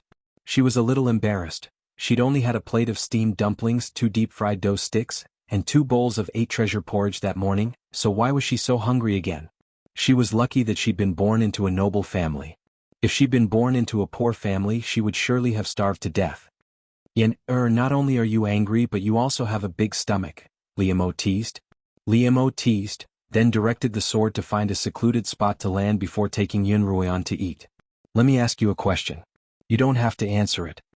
Yun Ruoyan walked up to Li Mo's side. Sure, ask away. Why didn't you tell Duan Tianyun and Zhui Yifeng that you'd saved so many beastkin? Perhaps you could have resolved their hatred for you. Yun Ruoyan turned to Li Mo. Even if I couldn't resolve their hatred, I could at least alleviate it a little. Because it's a secret I can't tell. Li Mo also turned to look at Yun Ruoyan, his gaze deep. Yen, do you have a secret you can't divulge even to your closest kin? Yun Ruoyan froze. A secret she couldn't divulge? Of course she did, and not just one. Besides, even if I told them that I'd saved so many beastkin, they might not appreciate it, Li Mo replied helplessly. Li Mo said somewhat helplessly, perhaps they might even suspect my motives and be even more wary of me. She hadn't thought of this possibility before, but when she thought about it, it was quite possible. If an executioner who'd once slaughtered beastkin were to suddenly show mercy and save them, the beastkin surely wouldn't appreciate it. Li Mo brought Yun Ruoyan to the restaurant they'd been to before. Li Mo remembered that Yun Ruoyan loved the braised pork there. And a lion's head, please, Yun Ruoyan instructed the waiter. Yes, sir. The waiter called out as he went downstairs. Braised pork ribs, carp and vinegar sauce, braised pork and a lion's head. His voice traveled all the way to the first floor, and Yun Ruoyan felt a little embarrassed just listening to it. Others might have thought that this was a portion for 2 people, but Yun Ruoyan knew that Li Mo wouldn't eat a single bite. She'd finished all of it for herself. I'm glad that you have such a good appetite, Ruoyan. Li Mo smiled. What's there to be glad about? Yun Ruoyan turned her gaze to the scenery outside the window. Are you really not going to eat it all? Last time I saw you finish half a bowl of lotus seed soup. I can eat some vegetarian food, but I can't eat any meat at all, Li Mo replied. After abstaining from eating, your body won't produce any foul air, and meat won't be easy to digest. That's too boring, Yun Ruoyan replied. Humans have 7 emotions and 6 desires, and eating is one of the most important. That's how important eating is. Yun Ruoyan decided that, no matter how strong she became in the future, she would never abstain from eating. Just as Yun Ruoyan was contemplating, a slender, monkey-like figure suddenly appeared in her field of vision. The figure darted through the crowd, agile and nimble, and someone was chasing after him. As he chased, he shouted, "Catch the thief! Catch the thief in front of me!" Chapter 161. Seeing that Yun Ruoyan was looking out the window, Li Mo followed her gaze. Seeing that there were only people chasing after the thief, he didn't pay much attention. Yun Ruoyan felt that the skinny monkey-like figure was somewhat familiar, but she couldn't recall where she had seen him before. However, she had some impression of the middle-aged man chasing after the skinny monkey-like figure. Wang Gang, one of Wang Meng's servants. Since he had seen Wang Gang, it was likely that his master was nearby as well. Yun Ruoyan scanned the crowd, but she didn't see any trace of Wang Meng. Yen, what are you looking at? Li Mo asked curiously. Yun Ruoyan was still staring out the window, and Li Mo saw that both the thief and his pursuer had disappeared. Nothing. Yun Ruoyan turned back to Li Mo and smiled. After a while, the dishes began to arrive on the table. Yun Ruoyan picked up her chopsticks and began to eat without greeting Li Mo. Li Mo took out a silver flask and watched Yun Ruoyan devour the food as he slowly tasted the wine he had brought. Just then, a man's angry voice came from the stairs. Damn it, he ran so fast that he left me behind. Young master, should we report this to the authorities? If you can't even catch up to him, what's the point? The speaker was a youth, his tone sinister rather than angry. I've traveled the 4 kingdoms, and this is the first time a thief has managed to steal something from me. Interesting. Young master, are you saying that we're just going to let it go? Just as they were entering the restaurant, a skinny monkey-like man suddenly ran out from the side and bumped into Wang Meng. Wang Meng immediately realized that he had lost a jade pendant by his waist. The skinny monkey-like man was extremely fast, and in the blink of an eye, he had disappeared into the crowd. Wang Gang immediately chased after him, but he still managed to escape. We'll talk about it after dinner, the youth replied coolly. The young man said calmly, but the corners of his mouth were curled up in a cold smile. Trying to take advantage of him was really courting death. Yun Ruoyan's seat was facing the stairs, and she was reaching out for a piece of braised pork with her chopsticks. When she heard the voice, she couldn't help but stop. Enemies are bound to meet. Sensing Li Mo's questioning gaze, she picked up the piece of translucent braised pork. Wang Meng and Wang Gang sat at the table behind Yun Ruoyan, sipping their tea as they waited for their meal. Wang Gang didn't know if he was tired or angry, but he was breathing heavily. He slammed the table and said, Don't let me catch that son of a bitch or I'll break his neck. Wang Meng frowned, raising his head to look at Wang Gang. His gaze inadvertently landed on Li Mo, who was seated at the next table. Li Mo's hair was black and he was wearing a black robe. He held a small silver pot in his hand and poured himself a drink. Wang Meng wanted to probe Li Mo's cultivation, but he found that Li Mo's aura was indiscernible. If he deliberately concealed his cultivation, he wouldn't be able to sense the difference in his aura. If one's cultivation was weaker than his, he would be able to sense the range of their cultivation through their aura. If it was a little higher than him, he would be able to sense it. However, Li Mo's indiscernible aura indicated that this person's cultivation was much higher than his. This was the kind of person that Wang Meng wanted to befriend, learn from, and eventually surpass. Wang Meng didn't recognize Xuanhuan, but his attention was drawn to Li Mo. Actually, Li Mo and Wang Meng had crossed paths back at the auction house, but neither of them had ever seen the other. As a result, even now they were strangers. What grudge do you have against him? Li Mo asked Xuanhuan, sensing Wang Meng's gaze on him. Xuanhuan ate a piece of braised pork, then picked up a piece of fish with her chopsticks. She didn't even raise her head as she replied. His name is Wang Meng and he's a famous pill-making genius from the Yu royal family. 2 years from now, I'll have a pill-making competition with him. So he's Wang Meng. Li Mo repeated the name in his heart. He was quite familiar with it. While Li Mo was touring the Yu kingdom, he had heard more than once that Wang Meng was a pill-making genius rarely seen on the Xuanhuan continent in centuries. Moreover, the pill-making world of the Li kingdom had become somewhat unstable due to Wang Meng's numerous challenges. When Li Mo tested Wang Meng with his spiritual energy, he couldn't help but frown. At such a young age, Wang Meng had already become a 6th-rank pill master. According to Li Mo's senses, Xuanhuan was currently a 4th-rank pill master, 2 ranks behind Wang Meng. Although 2 ranks didn't seem like much, it was incredibly difficult to catch up. Not to mention the fact that the higher one went, the harder it would be to cultivate. The problem was that while you were improving, others were also improving. If you wanted to surpass others, you had to improve faster than others. Although Xuanhuan's talent for pill-making wasn't bad, it wasn't much better than Wang Meng's. It seemed like he'd have to help him out, Li Mo thought. Wang Meng wanted to befriend Li Mo, but he didn't approach him rashly. He had interacted with quite a few people during his travels, and he knew that an expert like Li Mo didn't like to be disturbed, not to mention that he had a woman by his side. As a result, when the waiter brought out Wang Meng's food and wine, Wang Meng took out a flask of fine wine that he had been saving for a long time to honor his father and had the waiter bring it over to Li Mo. The waiter walked up to Li Mo with a smile and handed him the reddish-brown flask. "Young master, this is the young master's treat. Please accept it." Xuanhuan frowned at the flask of wine in the waiter's hands, then shifted her gaze from the flask to Li Mo's face. The waiter was holding the silver that Wang Meng had given him as a reward, and he was also looking at Li Mo. "Put it down," Li Mo said coolly. "All right." The waiter placed the flask on the table and turned to leave.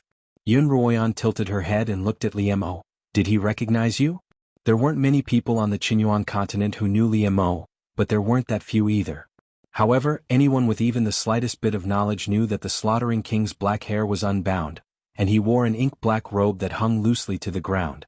There really weren't many people on the Xuanhuan continent who fit this description. Wang Meng's eyes lit up as he gulped down a cup of wine. Just then Li Mo, who had been sipping his wine, suddenly raised his head and raised his cup at Wang Meng. Overjoyed, Wang Meng hurriedly raised his cup in return, then emptied it before Li Mo could. Wang Meng placed his empty cup on the table and stood up without hesitation, walking toward Li Mo and Xuanhuan's table. "My name is Wang Meng of the Yu Kingdom." Wang Meng cupped his fists toward Li Mo. "May I know your name, young master?" "My name is Li Mo," Li Mo replied coolly. Li Mo Wang Meng could barely contain his excitement. "So you're the slaughtering king. It's my honor to be able to meet you here." "You're quite lucky today, your highness." At this time, Li Mo revealed a faint smile.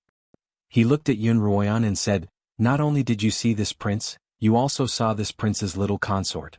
This kind of luck is not something that everyone can have." Wang Meng stared blankly at Li Mo's words. When he turned to look at the person sitting across from him, he was even more shocked. "It's you?" Wang Meng blurted out.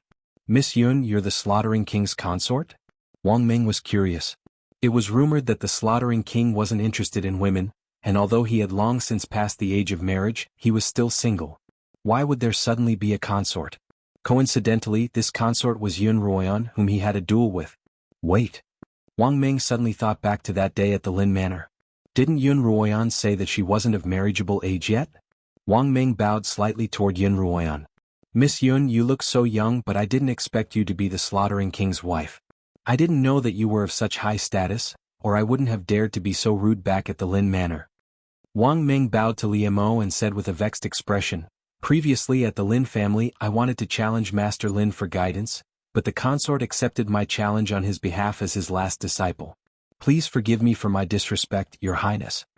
Although Wang Ming had apologized to Liu Mo, his tone suggested that he didn't want to cancel the duel. Liu Mo glanced at Wang Ming coolly, but before he could speak, Xuanhuan's voice rang out. I'm not the Slaughtering King's consort yet. I'm only engaged to the Slaughtering King, and my agreement with you will continue as scheduled. Regardless of whether it was the Emperor's decree of marriage at the flower viewing party or Li Mo's confirmation to Yunlan at the Lin Manor, the engagement between the two of them had been verbal. There had been no actual betrothal gift, nor had it been announced to the world. Xuanhuan really didn't dare bear the title of the Slaughtering King's consort. Moreover, the fact that she had accepted the duel as Lin Zainan's last disciple was well known throughout the pill-making world. If she were to use Li Mo's authority to force Wang Ming to cancel the duel, it would undoubtedly damage Lin Zainan's reputation. As a result, she had to accept the duel. This. Wang Ming looked at Liu Mo awkwardly. What do you think, Slaughtering King? Liu Mo poured the wine with a calm expression. It was impossible to tell if he was happy or angry. He said lightly, Little Wang Fei's intentions are my intentions. I will definitely personally watch the battles at the alchemy arena. Liu Mo and Xuanhuan ignored Wang Ming.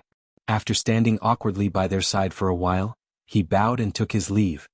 Wait, Liu Mo called out just as Wang Ming was about to leave. Wang Ming hurriedly turned back.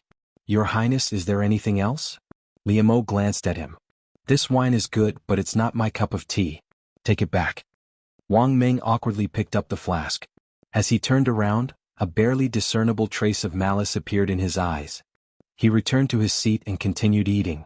Although his expression didn't change, the food in his mouth tasted like wax. Chapter 162. After eating her fill, Xuanhuan no longer had the mood to enjoy the view of the streets after dinner, and she left with Liu Mo, young master.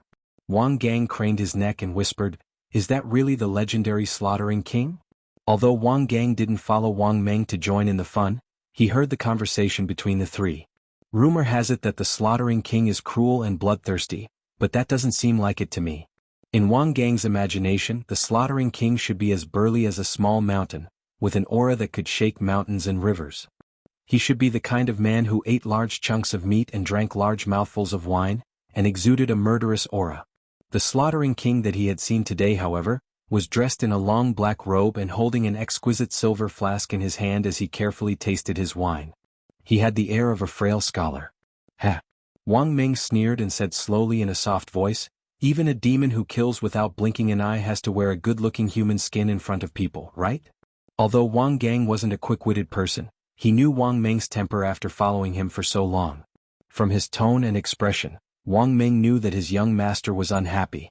Who would have thought that that despicable girl was actually the Slaughtering King's consort?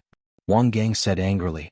Back at the Lin Manor, Xuanhuan had burned him with spiritual fire, and he still hadn't forgotten about it. But now, it seemed that revenge would be impossible. Wang Gang looked at his young master in confusion. Since you already know about the relationship between that girl and the Slaughtering King, why didn't you just cancel the duel? At that time, young master, it won't be good if you win or lose. Won't it be even more difficult? What do you know? Wang Gang said coldly. Who do you think the Slaughtering King is? How many people on the Xianhuan continent were worthy of his attention?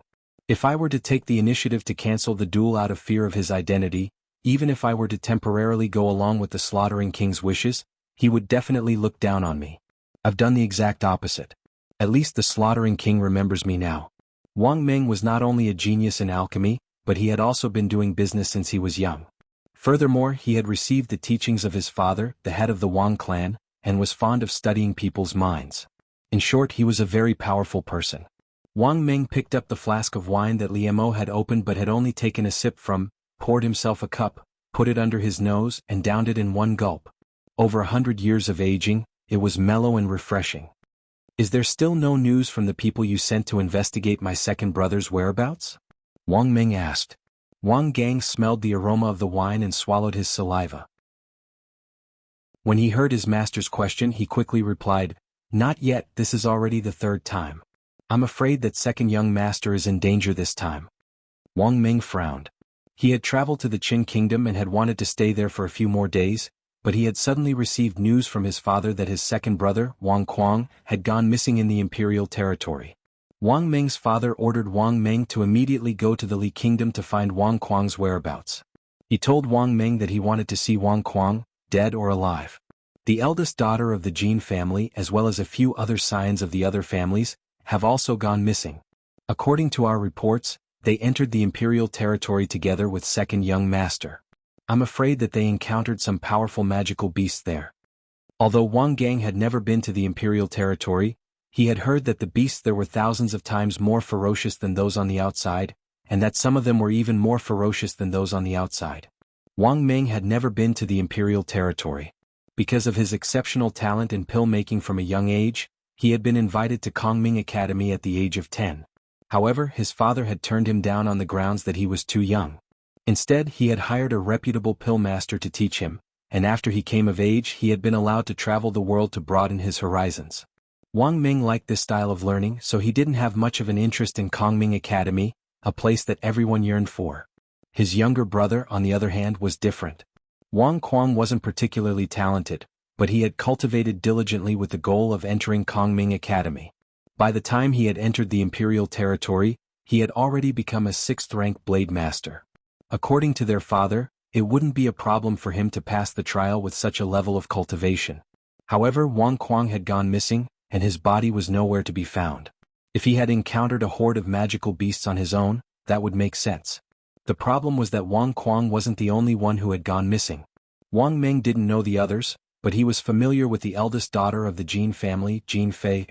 Her cultivation was quite high among her peers. Even if they had encountered a horde of magical beasts, there was no way they would have been completely wiped out.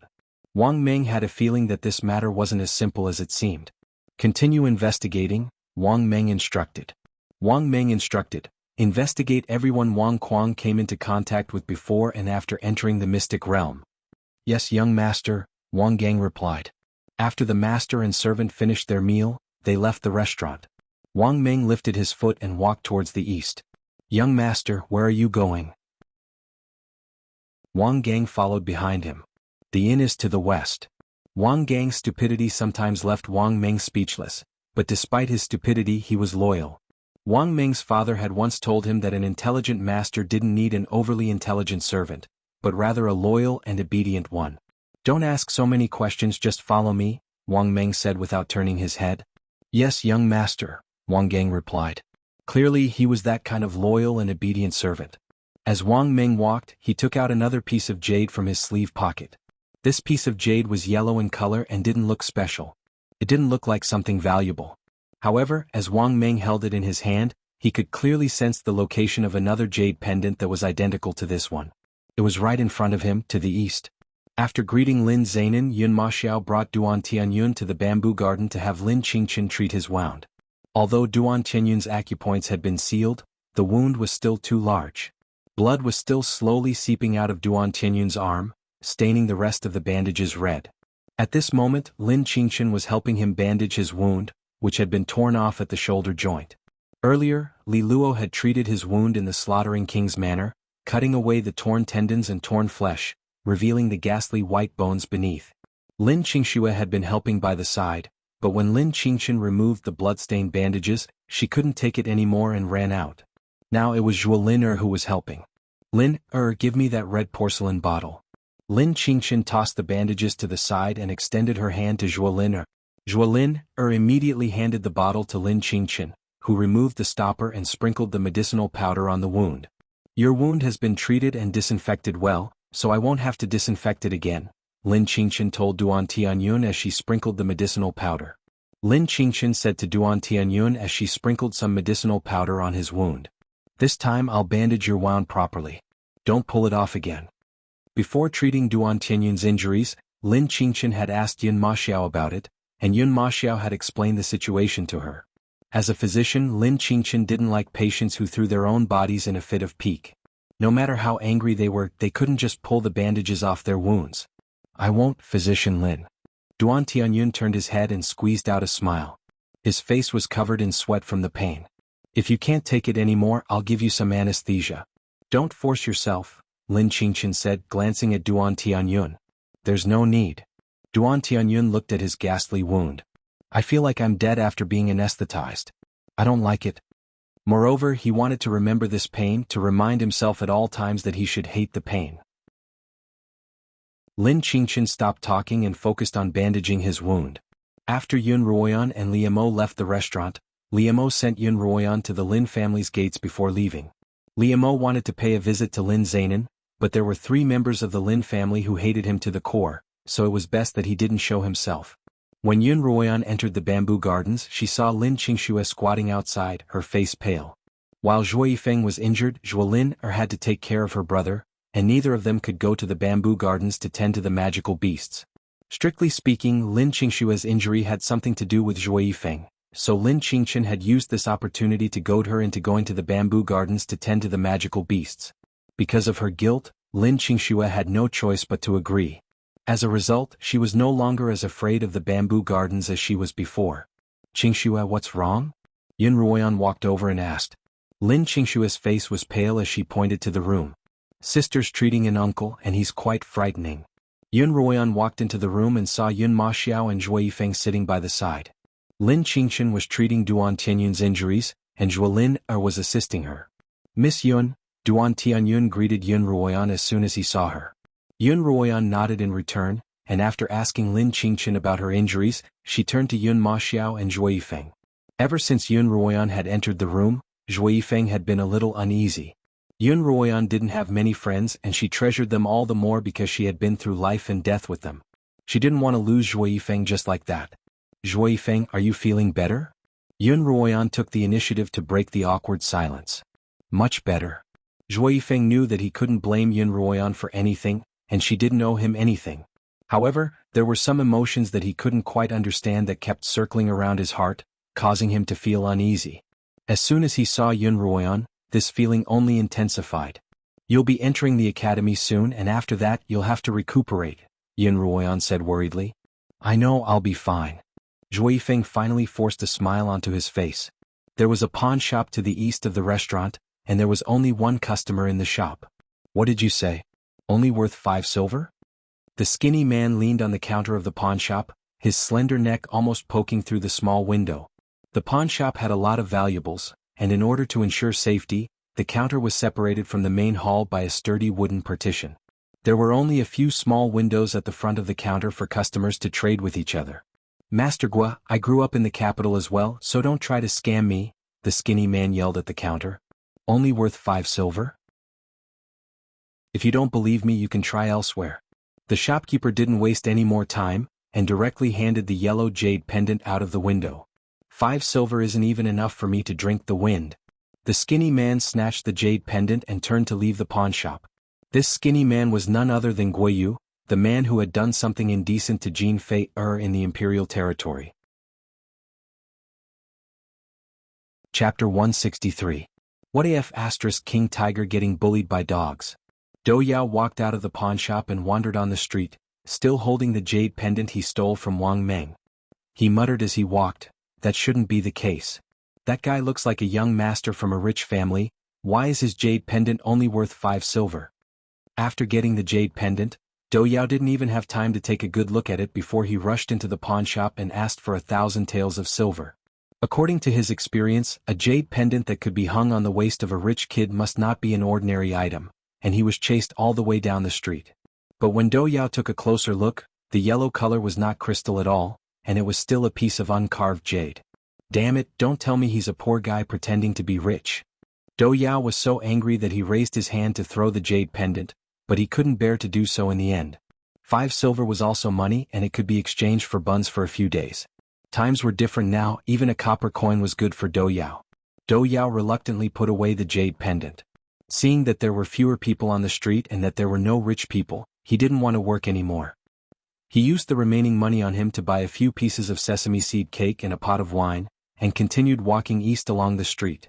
Dou Yao drank as he walked and gradually became drunk. He turned unsteadily into a secluded alley. There was a large courtyard at the entrance of the alley, and the people living in it were the lowest rung of the imperial city. "Oh, Master Dou is back.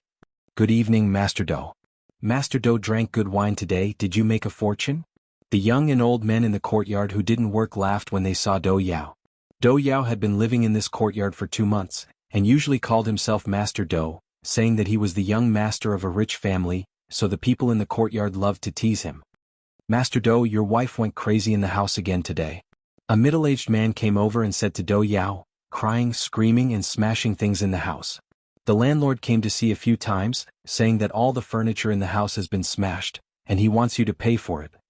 Dou Yao squinted his rat-like eyes and said, "Those pieces of broken furniture aren't worth much. I'll ask my shop to send a set of rosewood furniture to compensate him."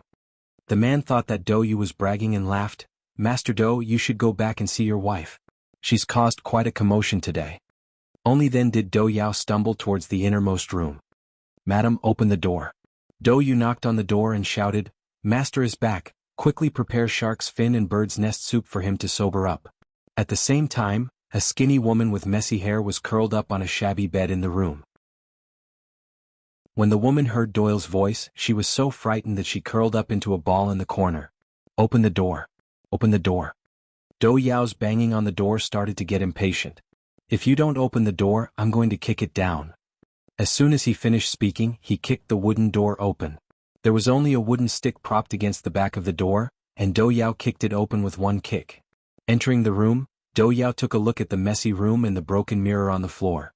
He had bought it when he was in a good mood after stealing some money a few days ago, but it was now in countless pieces. Dou Yao's heart was in a mess and his resentment soared. Without another word, he raised his hand and threw the bottle at the woman in the corner. "Jean," Dou Yao cursed. Dou Yao scolded, "Do you still think you're some noble lady? You're just king broken shoe." Dou Yao's words agitated Jean Fei, who had curled up into a ball. She leapt out from the corner of the room and started biting and tearing at Dou Yao. Dou Yao was in so much pain that he slapped Jean Fei onto the bed, pointing at her as he continued to curse, "How dare you hit me? If I hadn't saved you, would I be in this state today? Instead of being the young master of the Dou family, I'm here to suffer with you, and you dare hit me?" The more Dou Yao thought about it, the angrier he became, and he began to beat Jean Fei on the bed. It was said that this pair of enemies had gotten together in the imperial territory after being afflicted by immortal coiling's aphrodisiac. The next day, before the two of them had even woken up, they were found by the Dou family juniors. The two of them were naked in each other's arms, looking very loving. Head Dou Yao's face was red as he straightened his neck and covered the two of them with scattered clothes, then waved for the crowd to leave. The crowd laughed, unwilling to leave. Just then the two of them opened their eyes, one in front of the other behind them. As soon as they opened their eyes, their minds went blank, and they saw many pairs of eyes looking down at them. Jean Fei sat up in shock, and the clothes covering her slid off her body, revealing her naked body in a flash that blinded the eyes of the crowd. Feeling a chill in her chest, Jean Fei looked down and immediately let out a scream. When she turned to see Dou Yao, who was also naked, she screamed even louder. The crowd thought she had gone mad and could only knock her out. Under the interrogation of the Dou family's eldest son, Dou Yao confessed that he was still dreaming of marrying a rich and beautiful woman. The Dou family's eldest son, on the other hand, was clear-headed. He knew that his scoundrel brother had gotten into big trouble, and he didn't dare delay any longer. He immediately led the crowd to disguise Jean Fei as an injured person and carried her out of the imperial territory. When they returned to the Dou family, old Master Guo was also seething with anger. In order to prevent the matter from being exposed, he ordered Jean Fei to be locked up. Once she woke up, she would curse and swear in her room every day, saying that she would tear Dou Yao to pieces and raze the Dou family to the ground. Old Master Guo was utterly disappointed in Dou Yao, but he couldn't let the Dou family be dragged down by him. After thinking hard for a few days, old Master Guo decided to secretly get rid of Jean Fei, then send Dou Yao back to the countryside to look after the estate, never to return to the capital again. While old Master Guo and the Dou family's eldest son were discussing this matter, Dou Yao happened to overhear them.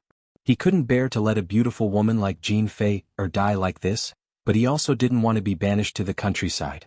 As a result, Dou Yao packed up some valuables that very night, snuck into Jin Feier's room and kidnapped her. Dou Yao initially fled to the countryside with Jin Feier, but after half a month, seeing that the commotion had died down, he couldn't bear the loneliness and returned to the capital with Jin Feier. Jin Feier's heart had been damaged and hadn't received any proper treatment. Her 5th-rank cultivation had been mostly dissipated, and Dou Yao, who was a 4th-rank blade master, couldn't resist at all. At first, Dou Yao fawned over Jin Feier like a grandson, but Jin Feier beat and scolded him like a dog, humiliating him to the extreme. Finally, after one drunken night, Dou Yao's wolf instincts kicked in and he raped Jin Feier again. From then on, things got out of hand.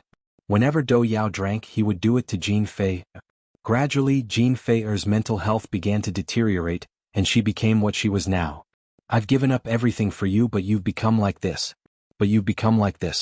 I'll beat you to death today and I'll be clean." Having been chased halfway down the street, only to have stolen a fake jade, Dou Yao had been holding back his anger all this time, and his blows became more and more vicious. He didn't even notice that Jin Feier's body was covered in blood. "What's going on today?" the people in the courtyard began to discuss.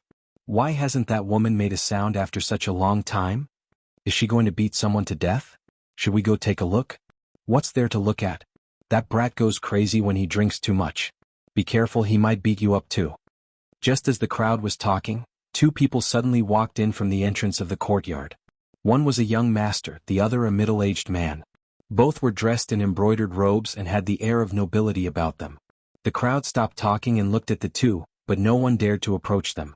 The 2 of them didn't look at the crowd either, only sweeping their eyes across the courtyard as if searching for something. "This is the place." Wang Meng felt the message from the jade pendant in his hand and said to the confused Wang Gang, "The thief who stole the jade pendant is in that room in this courtyard." Wang Meng pointed to the innermost room. "Damn it, so it's here." When Wang Gang heard Wang Meng's words, he rolled up his sleeves and strode into the house. Dou Yao was finally tired and stopped to catch his breath, when he heard a shout behind him. "You brat, you've been found by your grandfather." Before Dou Yao could react, Wang Gang strode in front of him and slapped him onto the bed. This slap caused Dou Yao's nose to bleed and he sobered up. Covering his face, Dou Yao took a closer look and recognized that this was the man who had chased him halfway down the street at noon.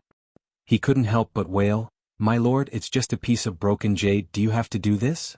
Wang Gang grabbed Dou Yao's collar and dragged him from the bed to him like he was carrying a chick, staring at him with his big eyes. "Where's the jade? Hand it over if you don't want to die." I'll hand it over." Dou Yao tilted his head and spat out a big tooth. He took out the yellow jade from his pocket and handed it to Wang Gang. "My lord, the jade is here, please spare my life." Wang Gang snatched the jade and threw Dou Yao back onto the bed. He pointed at him and said, "I'll spare your life today, but if I see you again, I'll break your legs." Wang Gang was about to turn and leave when he heard a hoarse female voice behind him, "Wang Gang, save me." Chapter 164. Wang Gang found the voice somewhat familiar, but he couldn't tell whose voice it was. He turned in the direction of the voice, only to see a mad woman with disheveled hair and bloodstains lying on the bed. Wang Gang thought he'd misheard and was about to leave when the voice sounded again. "Find brother Wang Meng for revenge." This time Wang Gang heard it clearly. He turned to look at the woman in front of him, who looked neither human nor ghost. "Who are you? How do you know my young master's name?" "Brother Wang Kuang has been killed." The woman seemed to muster all the strength in her body. "I'm the eldest daughter of the Wang family in the 4 kingdoms of Yu, Jin Fei." Wang Meng had been standing in the middle of the courtyard the entire time. He was dressed in embroidered robes and stood out in the midst of the filthy mess. Dozens of pairs of eyes stared unblinkingly at him. He casually glanced at the crowd of young and old men squatting or standing by the wall. Each of them smelled worse than the last and not a single one of them was clean. What a bunch of lowly commoners. As a pill master, Wang Meng's sense of smell had always been very sensitive. The sour smell in the air made him very uncomfortable. He covered his nose with his hand and called out impatiently, "Wang Gang, why aren't you coming out yet?" "Young master," Wang Gang's loud voice came from within the house. "Come in quickly, I found Miss Jean." "What Miss Jean?" Wang Meng naturally wouldn't associate the noble Jin Fei with this filthy courtyard. "It's the eldest daughter of the Jin family." Wang Gang hurriedly rushed to the door and waved at Wang Meng. the eldest daughter of the Jin family, Jin Fei, Wang Meng frowned as he strode into the small room. Young master, she's Miss Jin. Wang Gang pointed at Jin Fei, who was lying on the bed. Wang Meng walked over to Jin Fei, his face as dark as still water as he looked down at her. Jin Fei's bruised eyes could only be opened a slit, and tears flowed down her cheeks. Wang Meng reached out a finger and brushed aside Jin Fei's messy hair. Her face was as swollen as a pig's, and it was impossible to make out her original appearance. But Jin Fei, said, Brother Wang Meng, Brother Wang Quang was killed by that bitch, and Fei, was also harmed like this. You have to avenge us. You really are Fei? Wang Meng said with trembling lips. Jin Fei, struggled to say those two words. Her breathing became ragged, her eyes rolled back, and her entire body convulsed. She was on the verge of death. Quick, quick, help her up. Wang Meng's hand didn't come into contact with Jin Fei's body. Instead, he turned to Wang Gang and anxiously gave instructions. Wang Gang hurriedly helped Jin Fei up, letting her lean against his chest. Wang Meng took out a bottle and poured out a life-saving pill for Jin Fei. Only then did Jin Fei catch her breath. Brother Wang, save me. Jin Fei cried out. Wang Meng had Wang Gang hold Jin Fei's hand while he took her pulse with 2 fingers. Very quickly, he retracted his hand and gloomily asked, Who did this to you? Jin Fei looked at the squatting Do Yao and gritted her teeth. It's him. There was also Pei Zio. Pei Zio was the one who stabbed me in the chest. It's his fault that I'm like this. How do you want to take revenge? Wang Meng asked. Slice off their skin inch by inch, slice off their flesh, break their bones, and then marinate them in salt water, Jin Fei said. All right, I'll do as you wish, Wang Meng replied. Hearing this, Do Yao was so frightened that he collapsed to the ground and wet himself. And who killed my brother Wang Quang? Wang Meng continued. Jin Fei's breathing quickened once more, and her eyes rolled back into her head as her body convulsed. Fei, tell me who killed Wang Quang? Wang Meng asked urgently. It's. Jin Fei couldn't say the last word. Young master, quick, save her. Wang Gang cried out. I can't. Wang Meng's hands were clenched tightly behind his back. His face was ashen. Her heart meridian has already been severed. Even a high-grade life-saving pill won't be able to save her. Jin Fei's heart had already been pierced by Pei Zio's sword, but her heart meridian hadn't been completely severed, and with the help of a high-grade pill, she had managed to keep her life. However, she hadn't received any proper treatment during this period of time, and the wound on her heart had worsened. Just now, Do Yao had been punching her repeatedly, and a few of those punches had landed on her chest, shattering her already fragile heart meridian. Wang Meng reached out to close Jin Fei's eyes as he murmured, Yun Ruoyun. Wang Meng's eyes suddenly shone with a sinister light. Back at the Lin Manor, after Lin Qingchen had treated Duan Tianyun's wounds, Duan Tianyun was arranged to stay with the Zhua siblings. As beastkin, the 3 of them naturally got along very well. As the sky darkened, the 2 of them left the Lin Manor and rushed back to the Yun Manor. On the carriage, Yun Ruoyan asked her brother, Brother, did you return that sachet to Sister Li Luo? No. Yun Maxiao shook his head. I forgot. Yun Ruoyan naturally knew that her brother hadn't forgotten. Brother, Sister Li Luo is also a beastkin, and she used a special method to conceal her beastkin eyes. Yun Maxiao had actually already guessed that Li Luo was a beastkin, but he was still confused about the beastkin eyes. Yun Ruoyan's explanation cleared his doubts. When Yun Ruoyan saw her brother remain silent, she leaned closer to him and asked, Brother, do you like Sister Li Luo very much? Like her very much? Yun Maxiao couldn't quite put his finger on it. All he remembered was that the first time he had seen her, she had been veiled, and her slender figure had left a deep impression on him. The second time they had met was at the Yuelu villa, and Li Luo had still been veiled. Yun Maxiao had followed her into the dueling arena, and he had seen her jump into the dueling arena without a care for her own safety, battling the beasts with her low cultivation. Outside the Yuelu villa, Yun Maxiao had requested to see what Li Luo looked like. Li Luo had taken off her veil and turned around to look at him in the dark of the night. Now, whenever Li Mo closed his eyes, he could see her face clearly. And today, Li Luo's serious demonic appearance in the kitchen, as well as Duan Tianyun's fierce treatment of her, were all clearly etched in Yun Maxiao's mind. Yun Maxiao, who had never fallen for a girl before, guessed that this was probably what it meant to be. Yun Ruoyan looked at her brother's dazed expression and couldn't help but sigh. This was bound to be a difficult relationship. That night, Yun Ruoyan entered her pocket dimension. Tonight, Xiao would be teaching her how to refine a new poison. Xiao, that soul-stealing pill is too powerful. Yun Ruoyan was very excited when she thought of Pei Zio's reaction after being poisoned. I'm going to make a few more to protect myself. Mistress. Xiao couldn't help but pour cold water on Yun Ruoyan's excitement. The soul-stealing pill is powerful, but it also has a huge drawback. Drawback? What drawback? Yun Ruoyan's smile faded as she looked at Xiao. The first drawback. Xiao squatted down and raised its claws. The target's cultivation can't be higher than yours. The soul-stealing pills you concoct as a 7th-rank blade master won't be effective against cultivators above that level. Yun Ruoyan nodded thoughtfully. When she had been refining the soul-stealing pills, she had felt that she had expended a large amount of spiritual energy. It seemed that the strength of the soul-stealing pill was closely related to the cultivator's cultivation. If the soul-stealing pill was only effective against those weaker than her, then it wouldn't be very effective. The second drawback, Xiao continued. The soul-stealing pill is too complicated to use, and you have to put it in the target's food and drink when they're not paying attention. Such an opportunity isn't easy to come by, and the success rate is too low.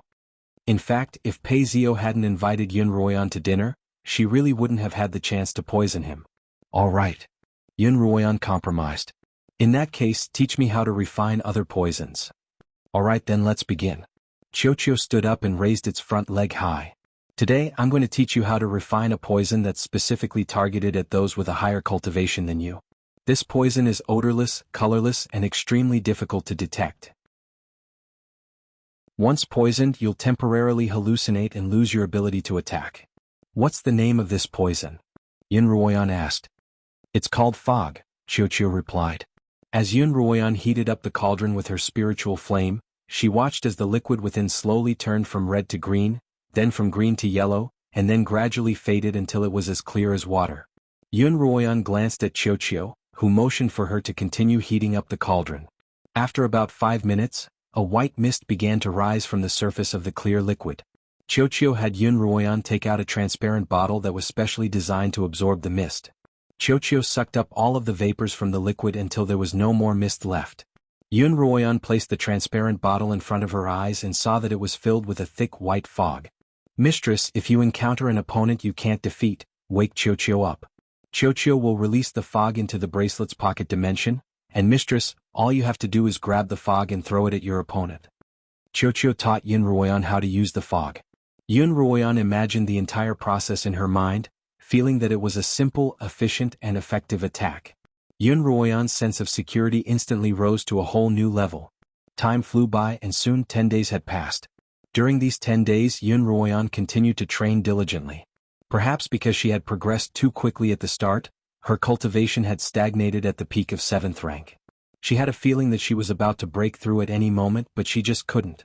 Yun Ruoyan was quite vexed, because she couldn't wait to cultivate her own sword so that she could soar through the skies like Liu Mo and Yun Maxiao. Xiao told Yun Ruoyan that the reason she hadn't broken through was because she lacked an opportunity. Yun Ruoyan asked what opportunity it was, to which Xiao replied, an opportunity to fight with all your might. Chapter 165. Yun Ruoyan kept thinking about the opportunity that Xiao had mentioned. One day she called her brother over to her cottage and requested to spar with him. Yun Maxiao's cultivation was higher than Yun Ruoyan's, so Yun Ruoyan wasn't afraid of injuring him. She pushed her cultivation to the limit, using her spiritual energy as if it were free. Yun Maxiao couldn't understand why his sister was suddenly using her spiritual energy like a madwoman, and each strike was so vicious that he couldn't help but wonder if he had somehow offended her. But it didn't seem like he had. Ever since his return, he had doted on Yun Ruoyan, wanting nothing more than to make up for everything that he had owed her all these years. How could he bear to offend her? Brother, what are you thinking about? Be more serious. Yun Ruoyan was very displeased that her brother had been so distracted even in a fight with her. Yun Maxiao's cultivation was higher than Yun Ruoyan's, and he had more combat experience than her, so even when he was distracted, he wouldn't be at a disadvantage. After being yelled at by Yun Ruoyan, Yun Maxiao became more serious, pointing out the flaws in Yun Ruoyan's techniques as he fought, as well as teaching her how to use her spiritual energy. Although Yun Ruoyan didn't feel any signs of a breakthrough after the fight, she did gain some insights from her battle experience. Xilan brought over some phoenix stamen tea for Yun Ruoyan and Yun Maxiao to quench their thirst. The siblings sat on a stone bench in the courtyard, sipping their tea quietly. Yun Maxiao sipped his tea as he breathed, while Yun Ruoyan spoke to Qiuqiu in her mind. Qiuqiu, I've already given it my all. Why isn't it working? Yun Ruoyan asked. If Yun Ruoyan were to enter her pocket dimension right now, she would see Qiuqiu's speechless expression. Mistress, you've misunderstood me, Qiuqiu explained patiently. By giving it your all, I'm referring to a battle to the death, just like the battle you had with Wang Kuang in the Imperial territory. Yun Ruoyan instantly understood that Qiuqiu was referring to a battle to the death, but she really didn't have such an opportunity at the moment. Mistress, don't worry. There'll be a trial not long after you enter Kongming Academy, and it's said to be even crueler than the Imperial territory. Master will definitely have a chance to fight to the death, Qiuqiu said. All along it had been said that passing the Imperial territory granted one the right to enter Kongming Academy, but that wasn't entirely accurate. The Imperial territory was only the first time that Kongming Academy was selecting students from all over the Xuanhuan continent. After entering Kongming Academy, the trial that was about to begin was the true selection for Kongming Academy. Only by passing this trial would one truly become a student of Kongming Academy and participate in the selection ceremony. Brother. When he heard Yun Ruoyan call out to him, he turned to look at her. Why didn't you enter Kongming Academy back then? Yun Ruoyan asked. With his talent, it wouldn't have been difficult for him to enter Kongming Academy. My master won't allow it. Like all the scions of the Xuanhuan continent, Yun Maxiao yearned for Kongming Academy. However, his master, General Huang, didn't want Yun Maxiao to go. Instead, he convinced Yun Lan to let General Huang personally teach Yun Maxiao cultivation. But given my master's cultivation, I'm sure he's no weaker than any of the instructors at Kongming Academy, so it'd be a good idea to train with him. Yun Maxiao said, I'm just a little curious, what does the temple that everyone yearns for look like? It must be very spectacular. Kongming Academy was located at the top of the Kongming Peak, and most people weren't allowed there. As a result, not being able to see Kongming Academy with his own eyes was one of Yun Maxiao's greatest regrets. It really is spectacular. Yun Ruoyan thought back to that night when Liu Mo had brought her to the top of the Academy's tower to watch the sunrise. There, she had seen something she had never seen before.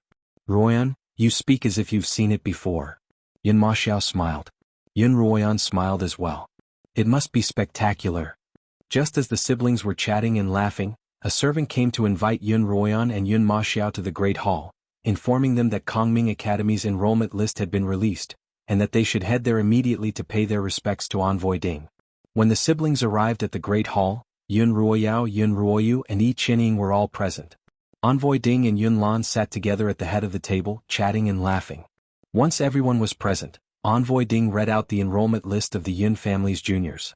Unsurprisingly, all of them had been accepted.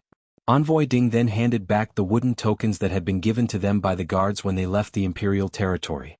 However, the color of the tokens had changed. They were all crimson. Envoy Ding didn't explain this and no one questioned him about it. It was only later that Yun Ruoyan learned that these tokens would be their identity tokens. The color represented their rank.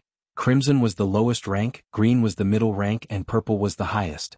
After completing his mission, Envoy Ding had to head to the next residence, and Yun Lan and the others sent him off. Envoy Ding's gaze lingered on Yun Ruoyan for a moment longer. He was a little confused as to why the Yun Ruoyan in front of him was so different from the one he remembered. Emissary Ding was lost in thought as he walked and almost tripped over the high threshold. Yun Maxiao, who was walking behind him, reached out to support him in time, but the emissary withdrew his hand as if nothing had happened. Emissary Ding couldn't help but look at Yun Maxiao. He thought to himself that the Yun siblings weren't ordinary people. After sending off Envoy Ding, the group returned to the Great Hall to await Yun Lan's instructions. As usual, Yun Lan gave a few words of encouragement, then brought up Yi Qianying's marriage. Yun Lan said that the Yi family had repeatedly requested that Yi Qianying return to the Yi household to await her marriage. Although Yi Qianying had grown up in the Yun household, her name wasn't on the Yun family's genealogy, and it would be inappropriate for her to remain in the Yun household to await her marriage. Yun Lan's intention was to avoid gossip and have Yi Qianying return to the Yi household to await her marriage.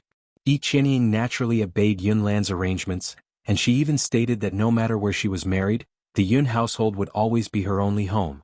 Yun Lan was very pleased by her words. Yiqining returned to the Yi household that very day. Without having to worry about her marriage, the Yun household was as peaceful as ever. The next day, when Yun Ruoyan and Yun Maxiao went to the Lin household, they found out that Zhuo Lin'er's name wasn't on the list of students accepted into Kongming Academy. Zhuo Yifeng angrily demanded an explanation from Envoy Ding, who said that Zhuo Lin'er's constitution was too weak, and that even if she were to enter Kongming Academy now, she wouldn't be able to withstand the next series of trials. In fact, she might even lose her life, and it was for her own good that she wasn't allowed to enter. Seeing that Envoy Ding's words were reasonable, everyone persuaded Zhuo Yifeng not to take it to heart, and Zhuo Lin'er herself also gave up on the idea of entering Kongming Academy. Zhuo Yifeng had finally gotten this opportunity, and Zhuo Lin'er didn't want to burden him. As a result, when Yun Ruoyan walked into the pavilion, Zhuo Yifeng's expression was cold. This time it wasn't because of Yun Ruoyan, but rather because he couldn't accept the fact that he was about to be separated from Zhuo Lin'er. But when he thought of how Kongming Academy was the only place where he could grow stronger, he began to feel conflicted. "Brother Zhuo, you don't have to worry about Lin'er," Lin Xianxia replied. "Lin'er won't be in any danger in the Lin household. My sister and I won't be around anymore, and Lin'er can still keep my grandfather company. My grandfather is much better at nurturing people's health than my sister, and by the time you leave Kongming Academy, I'm sure Lin'er will look even better than she does now." "Brother, don't worry," Zhuo Lin'er added. "Even if all of you leave, the beasts in the bamboo garden will still be able to keep me company." Finally, Zhuo Yifeng's expression softened. Yun Ruoyan called Zhuo Yifeng to the side and handed him the box containing the tiger canine arrowheads. When she had first received the arrowheads, she had wanted to give them to Zhuo Yifeng, but she hadn't had the time before, and then Li Mo's incident. Yun Ruoyan knew that Zhuo Yifeng wouldn't accept her goodwill, so she hadn't brought it up. Yun Ruoyan felt that today was a good day, so she handed over the tiger canine arrowheads to Zhuo Yifeng, relieving one of her worries. Zhuo Yifeng looked at the tiger canine arrowheads neatly arranged in the box, feeling very excited. He touched each arrowhead with his hand. This wasn't just a simple caress, but a kind of emotional exchange. The more Zhuo Yifeng touched the arrowheads, the more he liked them. The more he touched them, the more certain he was that they had been specially made for him. As a result, Zhuo Yifeng didn't feel the slightest bit grateful to Yun Ruoyan. Yun Ruoyan thought that Zhuo Yifeng would awkwardly thank her, but to her surprise he only said, "That's great, I like it." Then he hugged the box and walked off to the side.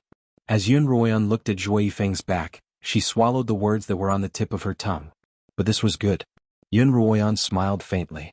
As she left the Lin manor, she unexpectedly ran into someone at the gates, Pei Zio.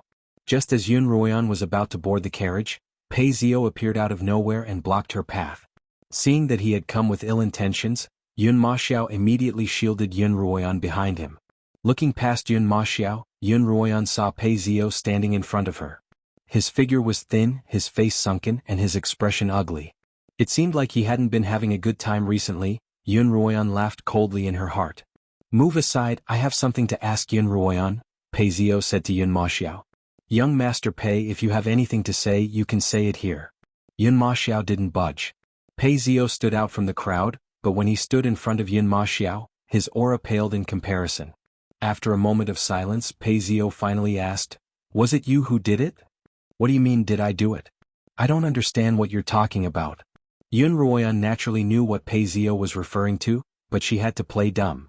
"Young Master Pei, you don't seem to be in good spirits. I suggest you go to the apothecary and grab a few sedative pills." Chapter 166. By this time, Pei Zio's murder at the Yichuan brothel had become a well-known fact in the capital. What was most talked about wasn't the murder, but the fact that he had bought an ugly woman to spend a night with. Many people could kill a few underrated thugs, but not everyone could sleep with a peerlessly ugly woman for a night of pleasure. The Pei family spent some money to get Pei Zio out of prison without much effort. Pei Zio hid at home these days, not daring to go out. He felt that everyone was looking at him as if he were an idiot, with strange smiles on their faces. Pei Xiong discovered that the tiger canine arrowheads, a high-grade spiritual pill, and a mid-grade spiritual pill were missing. He gathered all of his servants to investigate, and all the clues pointed to Pei Zio. Pei Zio confessed to Pei Xiong that he had taken those items, but although he had that memory, he didn't have any self-awareness. Just like in the Yichuan brothel, it was as if someone had been manipulating him to do those things, and he could only allow himself to be manipulated like a puppet. Pei Xiong asked Pei Zio where he had taken those items as well as where he had been before going to the Yichuan brothel, but Pei Zio's mind seemed to have been cut off, and he couldn't remember anything about that. Pei Xiong's heart ached for his son, and he didn't press Pei Zio for answers. Instead he told him to rest and to investigate the culprit. Pei Zio, on the other hand, swore to himself that he would find the culprit with his own hands. After Pei Xiong left, Pei Zio began to think back to when he had lost his self-awareness, and based on that train of thought, he went through all of his actions over the past few days. Following his memory, he went to the secret chamber where the Pei family kept their spiritual pills and treasures, exited the chamber and left the Pei manor. Pei Zio remembered that he hadn't taken a carriage, but had instead walked along the streets. 2 hours later he arrived at the Lin Manor's main gates. But it was here that Pei Zio's memory went blank. When he regained it, he was already at the Yichuan brothel. In that case, what had he done between here and the Yichuan brothel? Pei Zio racked his brains, but he couldn't remember anything. Pei Zio remembered that he had lost his self-awareness in the Yuelu Villa's immortal abode.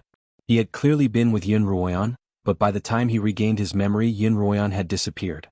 And the Lin family seemed to be connected to Xuanhuan in some way. Pei Zio couldn't help but suspect Xuanhuan. Other than Xuanhuan, Pei Zio couldn't think of anyone else who would do such a thing to him. But why would Xuanhuan do this to him? Ever since leaving the imperial territory, he had been extremely attentive to Xuanhuan. Even if Xuanhuan didn't like him, there was no reason for her to harm him like this. Just then Pei Zio saw Xuanhuan walk out of the Lin Manor. Anxious to resolve his doubts, he rushed up to her and blocked her path. Xuanhuan, that day when I invited you to eat at the Xianxia restaurant, you suddenly disappeared. From that moment on, I became muddled and confused, and later on, I did many ridiculous things. Other than you, I really can't think of anyone else who would have the opportunity to harm me. Pei Zio said with an agitated expression. Xuanhuan had already predicted that Pei Zio would grow suspicious of her.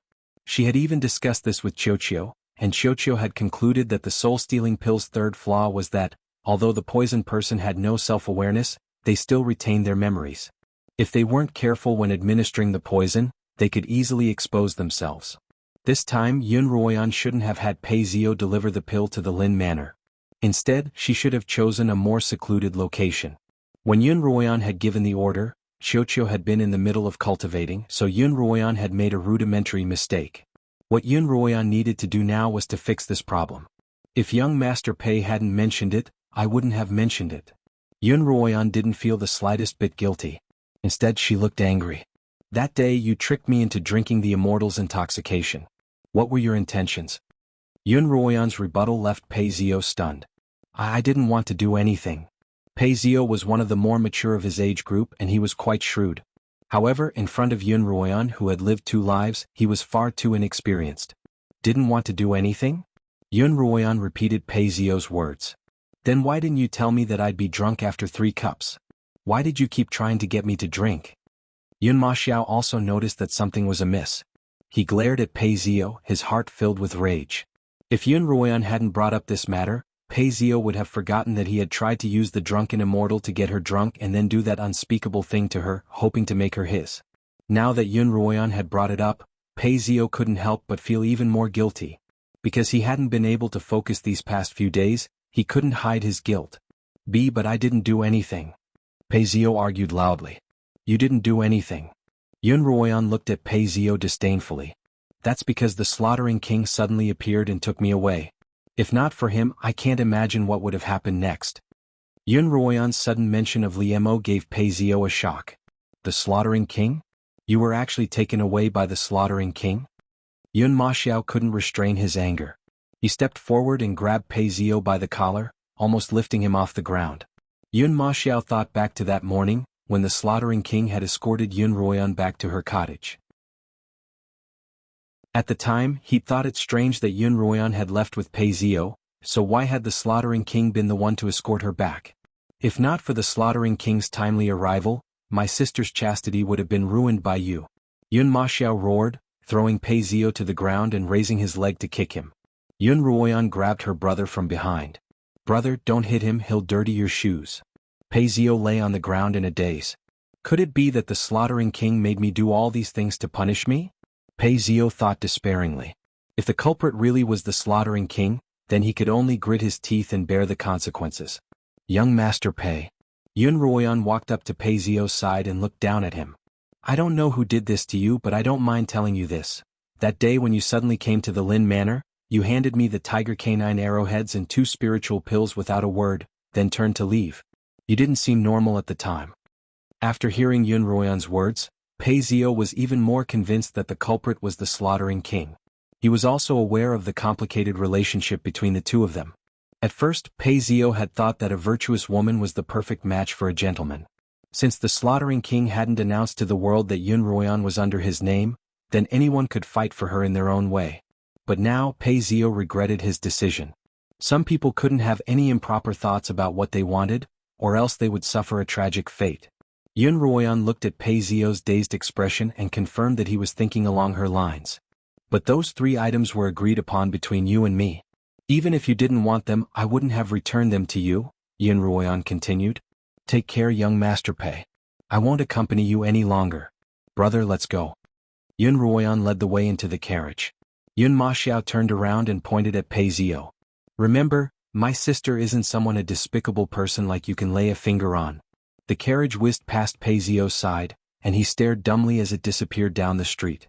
In the future, stay as far away from despicable people like him as possible. On the carriage, Yun Maxiao began lecturing Yunruoyan. After I returned this time, I clearly felt that you'd gotten smarter. How could you have fallen for Pei Zio's tricks? You dare to drink anyone's wine, you're really amazing. Yunruoyan looked at her brother's dark expression and knew that he was only so angry because he was worried about her.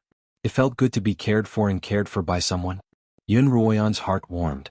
In the future, without me by your side, don't accept anyone's invitation to a meal or a drink, do you hear me? Yes, brother. Yunruoyan tugged at her brother's arm. Brother, are you really not leaving? Yes, I'm not leaving. Yun Maxiao patted Yunruoyan's head. Silly sister, I have to stay by your side until you're married. Despite his words, Yun Maxiao was a little worried. The golden bald eagle had returned, but there was no reply from General Huang. Yun Maxiao waited for a long time, but there was still no news from General Huang. Was it because his master didn't agree, or was something else holding him up? Yun Maxiao didn't know. That night, Yun Maxiao wrote another letter to General Huang. When he whistled to the sky to summon his bald eagle, a snowy white eagle appeared on the horizon. It was the beast of Yun Maxiao's master, General Huang. Snow Eagle, long time no see. Is my master doing well? Yun Maxiao called out to the eagle excitedly. The eagle circled above his head twice and cried out thrice, indicating that he was doing well.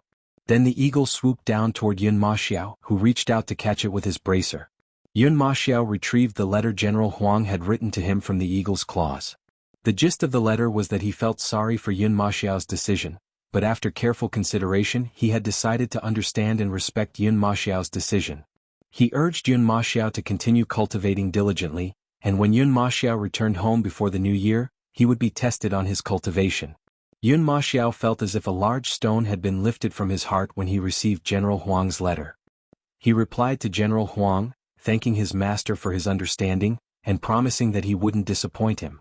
After writing his reply, Yun Maxiao lay on his bed and began to think of a suitable time to inform Yun Lan of his decision to not return to the barracks.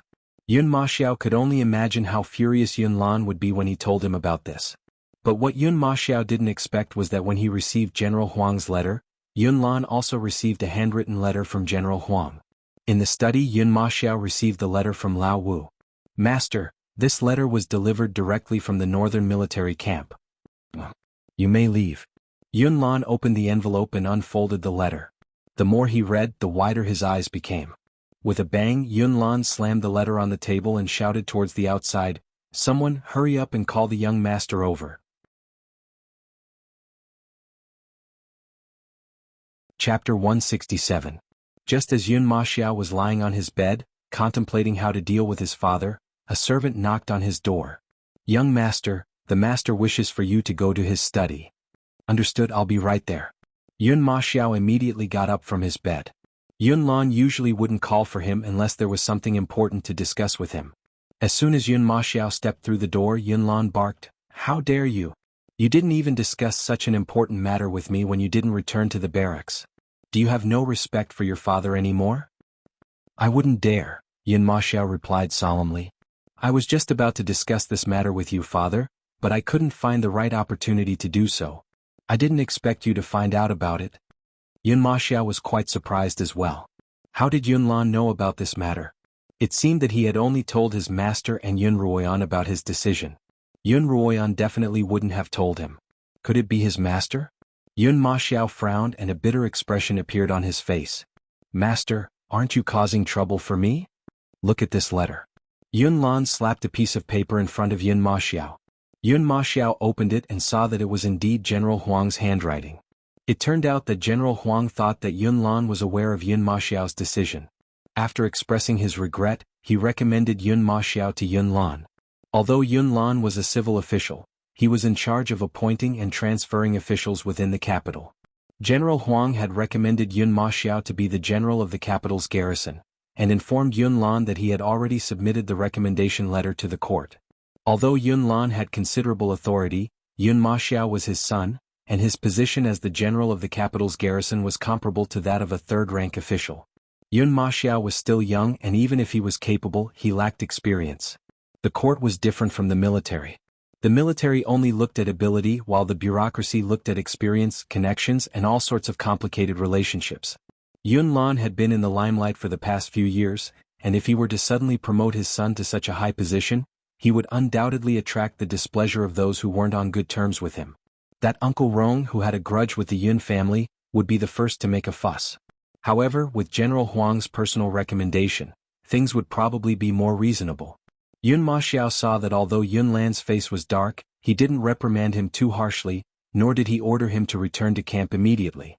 This made Yun Maxiao's tense heart relax a little. Father, since Master has agreed, you won't object, right?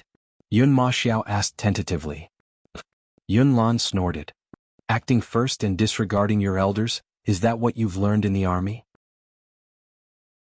When I have the chance, I'll ask your master about this. This has nothing to do with my master. I acted on my own, Yun Maxiao hurriedly said. Ruoyan, Yun replied. Yun Lan said in a low voice, I didn't let you two keep in touch because I was afraid that you would ruin your future because you were too protective of your sister. I don't deny that Ruoyan has something to do with it. Worried that Yun Lan would vent his anger on Yun Ruoyan, Yun Maxiao hurriedly added, but I'm also thinking for myself. I grew up in the army and I'm unfamiliar with the capital, let alone the court. I know very well that the reason why I've always been so successful is because of the protection of my father and master. Yun Maxiao's tone was very sincere. Without the help of the two of you, I'm afraid that I wouldn't be able to move an inch in the officialdom. Therefore, I want to come back and learn more about the imperial city and the bureaucracy so as to lay the foundation for my future. Yun Maxiao's analysis was clear and logical, and Yun Lan approved of it in his heart. In fact, Yun Lan had been considering transferring Yun Maxiao back for the past few years. However, before he could figure out how to transfer him back, Yun Maxiao had acted first and reported later, catching Yun Lan off guard. You're quite thorough. Yun Lan said with an expressionless face. Yun Maxiao Guang couldn't tell what Yun Maxiao was thinking from his expression and tone, and his heart began to beat faster. As the future successor of the Yun family, your son bears the heavy responsibility of the entire family. When I do things, I will not only consider the present. I'd like to return to the capital to gain more experience and help you strengthen the family. Yun Maxiao bowed. Yun Maxiao's words truly struck a chord with Yun Lan's heart, and his cold face finally softened a little. Xiao. Yun Lan looked at his brother and said, remember what you said today and always remember that the family's interests are more important than yours, more important than mine, and more important than everyone else in the family. Everything else is insignificant in the face of the family's interests. Yun Maxiao didn't agree with Yun Lan's words. If a family couldn't protect its own members, then what was the point of keeping an empty shell for others to admire? But Yun Maxiao knew that this wasn't the time to express his opinion, so he sighed. I understand. Yun Maxiao stood in place, waiting for Yun Lan's verdict. Since things have come to this and you have your own thoughts, let's leave it at that. Yun Lan sat back down behind his desk. Thank you, father, Yun Maxiao said, suppressing his excitement. I'll mediate the matter of you becoming an official, Yun Lan continued. Yun Lan said as he wrote something, but don't get your hopes up. I'm afraid it's not easy to become a garrison general. Everything has to be done one step at a time. I won't be greedy, Yun Maxiao replied. Yunlan nodded but didn't say anything. Seeing that his father was focused on his writing, Yun Ma Xiao prepared to leave. You've been away from home for so long that you've forgotten most of the rules. Yunlan glanced at his son. Disrespecting your elders is a violation of the 8th rule. According to the rules, you'll be punished to reflect for 3 days and 3 nights in the ancestral hall. However, Qinying's wedding is in 2 days, so you'll be punished to reflect for 2 days and 1 night and copy the rules 300 times. As Yunlan spoke, he folded the letter and handed it to Yun Ma Xiao. This is a reply to your master. Give it to old Wu and have him deliver it. Yes, father. Yun Ma Xiao accepted his punishment, accepted the letter, and left the cottage happily. The next day, when Yun Ruoyan found out that her father had been punished, she couldn't help but worry. There were guards outside the ancestral hall, preventing outsiders from entering, so Yun Ruoyan went to the Yun matriarch's cottage to find out more about the situation. Coincidentally, Madame and Yun Ruoyao and Yun Ruoyu were also there. Ruoyan greets grandmother. Yun Ruoyan walked over and bowed to her grandmother, then to Madame and there's no need to be so polite, Second Mississippi. Ever since Madame had colluded with a demonic cultivator to harm Yun Ruoyan during the Yun matriarch's birthday banquet, the two of them had completely fallen out, and they no longer addressed each other as mother and daughter. Apart from that, they appeared to be quite amicable on the surface, and Yun Lan and the Yun matriarch didn't interfere. Ruoyan, come sit by grandmother's side. The Yun matriarch beckoned to Yun Ruoyan, and Yun Ruoyan walked over and sat by her side. Ruoyan, it's been a while since you've been here. What have you been busy with? Yun Ruoyan leaned closer to the Yun matriarch and smiled. I've been busy cultivating these past few days, preparing for the trial I'll have after entering Kongming Academy. I haven't seen you in a while, grandmother. Do you miss me a lot? Yun Ruoyan's appetite had been improving recently, and her originally thin cheeks had become a little rounder. Her smile, accentuated by her peach blossom veil, made her look even more adorable. The Yun matriarch pinched Yun Ruoyan's cheeks and smiled. Look at you, drinking the phoenix stamen tea your manner sends over every day. It's hard not to miss you. Madame and Yun Ruoyao were drinking the phoenix stamen tea that Xiaolan had brought over. The tea's originally fragrant flavor had been replaced by a bitter one. Both mother and daughter put down their teacups in unison. The other day, Madame wanted to go out with Sister Ruoyu, but the family's lightest carriage was used by Sister Ruoyan and Brother Ruoyan. Yun Ruoyao began.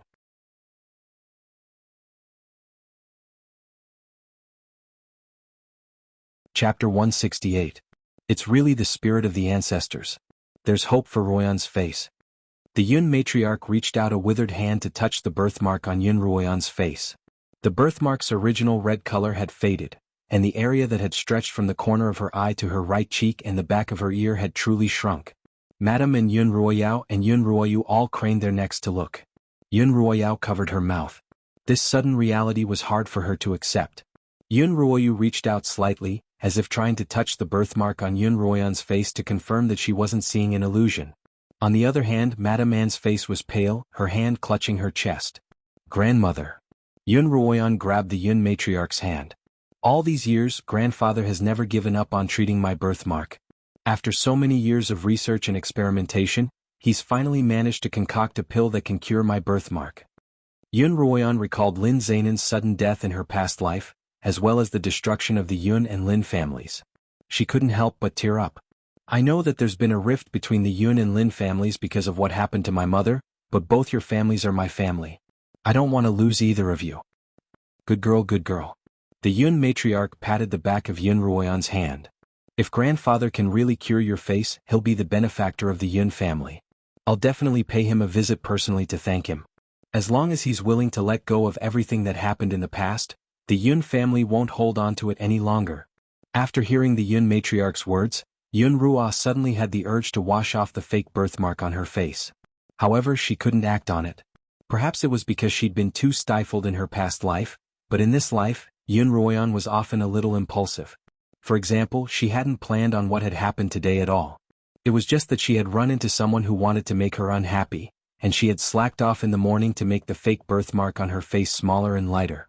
As a result, she suddenly had the urge to slap those people in the face who wanted to make her unhappy. However, Yun Ruoyan wasn't an impulsive person. Revealing her true appearance was a big deal, and she wouldn't do anything rash. Ruoyan, congratulations. Yun Ruoyu spoke up. Yun Ruoyan didn't know if she was imagining things, but she could hear a hint of sincerity in her voice. Thank you, Ruoyo. Yun Ruoyan smiled. Madame and Yun Ruoyao had no choice but to accept the fact that Yun Ruoyan's birthmark would be completely healed. In their mixed emotions, they reluctantly congratulated her, and Yun Ruoyan smiled and thanked them. Your father Yun Lan doesn't know about this, right? Mrs. Yun asked. I don't know. Only my brother knows. You two children, how can you hide such a big thing from the adults? Mrs. Lu rebuked. Yun Ruoyan lowered her head, looking like a child who had made a mistake. Because the previous treatment failed and this time I've only just started to get better. Grandfather doesn't dare to guarantee to what extent I can recover, and I'm afraid that it'll all be for naught, so I didn't dare to disturb you and father. Yun Ruoyan's pitiful words made the Yun matriarch's heart ache for her. She suddenly felt an urge to make up for what she had done, so she asked Yun Ruoyan, Did you mention what herbs you need? As long as the Lin family has them, we'll provide them to you. Yun Ruoyan's eyes lit up. Grandfather said that this pill does require some very precious herbs, some of which are extremely rare. He's still trying to find a way to procure them. What herbs? The Yun matriarch asked. He didn't say, the Yun matriarch replied. Go ask him tomorrow. There's nothing in the capital that the Yun and Lin families can't procure together. Yun Ruoyan nodded. Last night, when she and Xiaoqiu had been researching the new pill, they'd been lacking quite a few precious herbs. For the moment, Yun Ruoyan didn't dare to ask for too much. Instead, she planned to discuss with Xiaoqiu and come up with a list of herbs that she could use as an excuse to ask her grandmother for more. Yun Ruoyan felt that she really was a genius. All right. As if suddenly remembering something, the Yun matriarch turned to Madame and, didn't you say that the suits for everyone were ready? Have someone bring them over now so that everyone can wear them as a feast for Madame Anne's eyes. Madame Anne hadn't expected the Yun matriarch to suddenly think of something like this. She paused for a moment before instructing one of her maids to fetch the clothes. Yun Ruoyan took this opportunity to ask the Yun matriarch about Yun Ma Xiao. The Yun matriarch had heard about this matter from Xiao Lan early in the morning. She naturally felt sorry for her grandson, so she sent someone to call Yun Lan over to ask about this matter. Yun Lan then told the Yun matriarch about how Yun Ma Xiao had acted first and reported later. Xiao didn't think things through, so it's not a bad thing for your father to punish him. She turned to Yun Ruoyan. Did your brother tell you that he wasn't going back to the barracks? Yun Ruoyan lowered her head, still looking like a child who had done something wrong. My brother did say that he didn't want to return to the barracks, but it was just a casual remark. I didn't expect that he'd actually decide not to return. Yun Ruoyan lowered her head, her bangs covering her calm eyes. However, her tone gave off the impression that she was trying very hard to suppress her joy.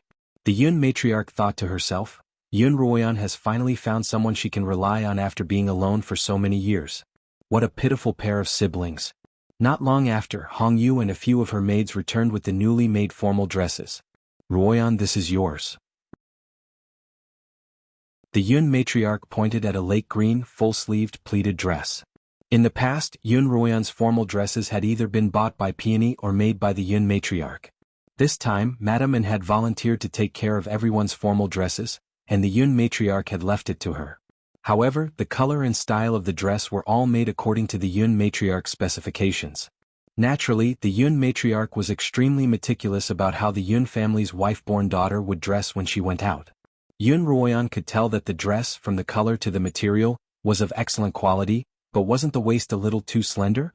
Sure enough, everyone had put on their formal dresses except Yun Ruoyan's, which was stuck right at her waist. What are we going to do?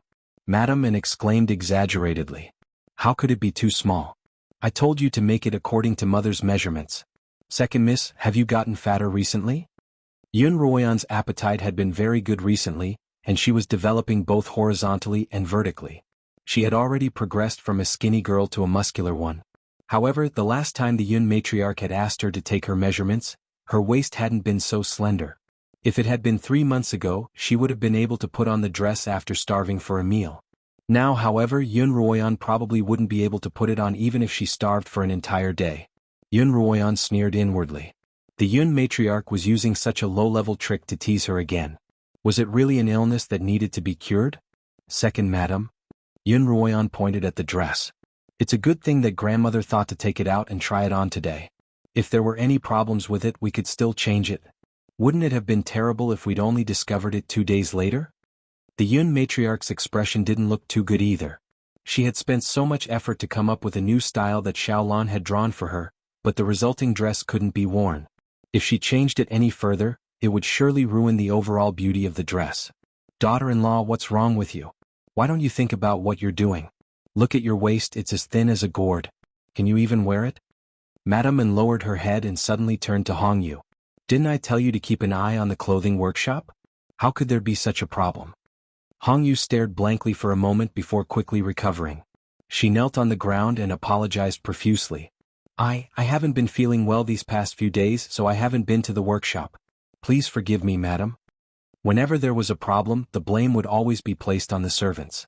In her previous life, Yun Ruoyan hadn't been able to see through this, but now she couldn't be any clearer.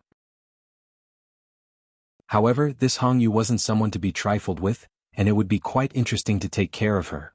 Grandmother. Yun Ruoyan turned to the Yun matriarch. Since it's already come to this, there's no point in punishing her. Ruoyan is a benevolent child, so you can do as you please. The Yun matriarch glanced at Madame N, her eyes full of disappointment, as if telling her that, as the matriarch of the household, she wasn't even as good as a child. Madame N looked at the handkerchief in her hands. What's wrong with me today? Why is everything going so wrong? No, as long as she was around Yun Ruoyan, everything would go wrong for her. Yun Ruoyan was truly her nemesis.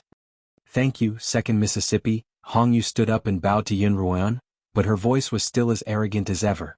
As the matriarch's personal servant, Hongyu's arrogance towards those of a lower status had probably been carved into her bones. It turned out that, in Hongyu's eyes, Yun Ruoyan was an existence that was even lower than herself. Sister Hongyu, Yun Ruoyan smiled at Hongyu. Are you feeling well today? Second young mistress, Hongyu is not feeling unwell today, Hongyu replied. In that case, I'll have to trouble you to personally keep an eye on the workshop's workers. I want to see the finished clothes in the afternoon, Yun Ruoyan instructed the Yun matriarch. Yes, I'll go right away. Hongyu immediately took the clothes and left. Madame and Yun Ruoyan chatted with the Yun matriarch until the end of lunch. In the evening, Hongyu delivered the repaired clothes to Yun Ruoyan's rooms. Second miss, it's done.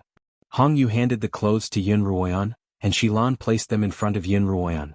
Yun Ruoyan casually flipped through the clothes. This isn't working. Why not? Hongyu asked. She knew a thing or two about needlework, and she had personally seen the workers working on the clothes, so there was no way there would be a problem.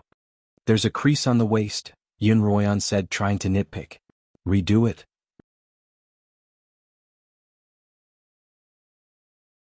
Chapter 169. Yun Ruoyan was so picky that she had Hongyu redo the dress. Second miss, Hongyu protested. Hongyu argued with dissatisfaction. Your suit, the waist that connects the upper body and the lower body were previously matched. Now that it's a little bigger, there will definitely be wrinkles. I don't care, Hongyu replied. Yun Ruoyan glanced coolly at Hongyu. I only want to see a satisfactory outcome. As for how you'll satisfy me, that's your problem.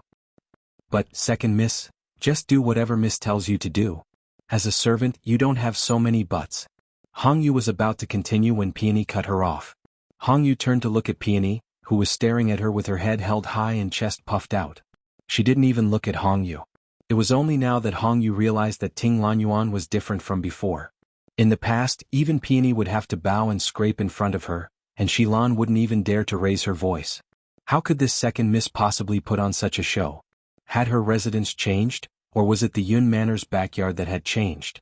Hongyu was still in a daze when Xilan walked up to her and stuffed the dress into her hands. What are you waiting for? Our miss said that she'd like to see the dress tonight, so hurry up. Hongyu snapped out of her daze and looked at Xilan in disbelief. Tonight? What's the matter? Yun Ruoyan's gaze swept over her. Second miss, you're making things too difficult for me, aren't you? Hongyu didn't have the courage to act tough anymore, and all she could do was pretend to be pitiful. If you want it to be perfectly creased, then I'll have to change both the top and bottom of the dress, and I'm sure I won't be able to come out tonight. Yun Ruoyan stood up and walked up to Hongyu.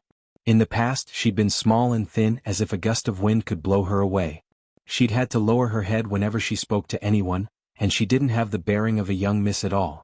But now, standing in front of Hongyu, she was half a head taller than Hongyu, and her paper-thin figure had become much more voluptuous. When Hongyu raised her head and met Yun Ruoyan's cold gaze, she couldn't help but shiver and lower her head. Hongyu. Yun Ruoyan asked. Are you always this evasive whenever the second madam orders you to do something? Hongyu wouldn't dare. Hongyu is just reporting the truth. Hongyu regretted talking nonsense at this time, but she still talked back habitually. Truthfully? Yun Ruoyan suddenly laughed coldly. Why didn't you tell her the truth when she wanted you to change her measurements? Do you really think old Madam and I are fools? Since Madam An had pushed the blame onto Hongyu, it was clear that she had been involved in the affair. Yun Ruoyan was certain of this. Hongyu was one of Madam An's henchmen. Not only would she carry out Madam An's orders, but she would also perform exceptionally well. This dress, for example, had been made so small at the waist that Madam An would never make such a rudimentary mistake. It was true that when the old ghost was in the wind, the little ghost would dare to make trouble. If she didn't take advantage of this opportunity to suppress Hongyu, Peony and Xilan might not be able to defeat her once she left. Yun Ruoyan couldn't help but add some pressure to her gaze. I wouldn't dare. Hongyu's knees buckled and she knelt down. It's best that you don't dare. Yun Ruoyan turned her gaze away from Hongyu and turned to Xilan. Xilan, I'll leave this matter to you and Peony. Tonight, Hongyu will deliver the altered dress to you and Peony for inspection. Make sure to inspect it carefully, and correct it if there's even the slightest bit of dissatisfaction. Yes, Xilan understands. The next day, Peony came to help Yun Ruoyan wash up and change. Seeing that she wasn't in good spirits, Yun Ruoyan asked her what was the matter. Peony smiled and told Yun Ruoyan that Hongyu had delivered the dress last night, but Xilan had told her that the neckline was too big and that Xilan should take it back to alter it. Hongyu looked as if she was about to explode, but in the end she swallowed her anger. In the middle of the night, Hongyu knocked on her door to deliver the dress. Xilan pretended to be asleep and refused to get up, so Peony had no choice but to open the door and deal with Hongyu. Did the alterations pass? Yun Ruoyan asked casually. I made the neckline bigger again, so I told her to take it back and alter it again. She'll be back in 4 hours and it should be here by now. Peony smiled faintly. Unlike Xilan, who was only trying to vent her anger, Peony understood Yun Ruoyan's intentions, and naturally wouldn't let Hongyu off the hook so easily. Last night, when Peony had told the red-eyed Hongyu that the neckline had been enlarged again, Yun Ruoyan could clearly see the veins on Hongyu's temples bulging. Seeing that Hongyu was about to explode, Peony only said coolly, "Why don't you wake the mistress up and give it a try?" Hongyu immediately deflated, and Peony couldn't help but laugh when she thought of that scene. If you can't, take it back and redo it. Just then Xilan's loud voice came from outside the courtyard. What? Why do I have to redo it again? Hongyu's slightly hoarse voice followed. You're asking why? Xilan seemed very angry. I told you to make the neckline bigger, so why did you make it smaller instead? Don't you understand what I'm saying? But last night, Peony clearly told me to make it smaller if the neckline was too big, Hongyu argued. I don't care. In any case, it looks small to me, Xilan said. Why don't we call the mistress out and give it a try? Yun Ruoyan and Peony couldn't help but laugh when they heard this. Mississippi, as Peony combed Yun Ruoyan's hair, she asked, Are you afraid that this dress won't be wearable in the end? Tomorrow was the day after the Crown Prince and Yi Qianying's wedding, and everyone in the Yun family would have to attend Yi Qianying's wedding. Yun Ruoyan's dress might not be wearable in the end, and Peony was still a little worried. I didn't plan on wearing this dress in the first place, Yun Ruoyan replied. If she had planned on wearing it, she wouldn't have allowed Xilan to do so. Tomorrow, just choose one of the dresses you've worn before. Tomorrow was Yi Qianying's wedding, and Yun Ruoyan only intended to show her face before finding a place to hide. She didn't want to be too flashy and eye-catching. Peony, prepare some food for me. I'm going to the ancestral hall. Yun Ruoyan had already received the Yun matriarch's permission the day before, so she could visit her father today. Yun Ruoyan carried the food that Peony had prepared all the way to the ancestral hall. Just as she was about to reach the entrance, she saw Yun Ruoyu. Yun Ruoyu was walking out of the ancestral hall, also holding a food box in her hands. She also saw Yun Ruoyan and stood there as if waiting for her. Yun Ruoyan didn't know what she was up to, and she frowned as she walked over. Sister Ruoyan. Before Yun Ruoyan could ask, Yun Ruoyu greeted her politely, a rare smile on her face. Ruoyu. Although Yun Ruoyan didn't know what Yun Ruoyu was up to, she didn't want to lose her temper for no reason. What are you doing here so early in the morning? Yun Ruoyan waved the food box in her hands and smiled. My mother knew that brother was being punished, so she made some food for me to bring over. So it was Madame Qin Jianmei. Yun Ruoyan nodded. How's Madame Qin doing? My mother's still the same, praying to Buddha every day and she's in good spirits, Yunruoyu replied. I've been following my mother around the cottage, eating vegetarian food and praying to Buddha, and my mental state is much better than before. When Yunruoyan saw Yunruoyan's smile and gentle tone, she couldn't help but fall into a daze. Sister Royan, I didn't know any better and followed Madame Qin and Sister Royan to hurt you. Now that I think about it, I'm so sorry.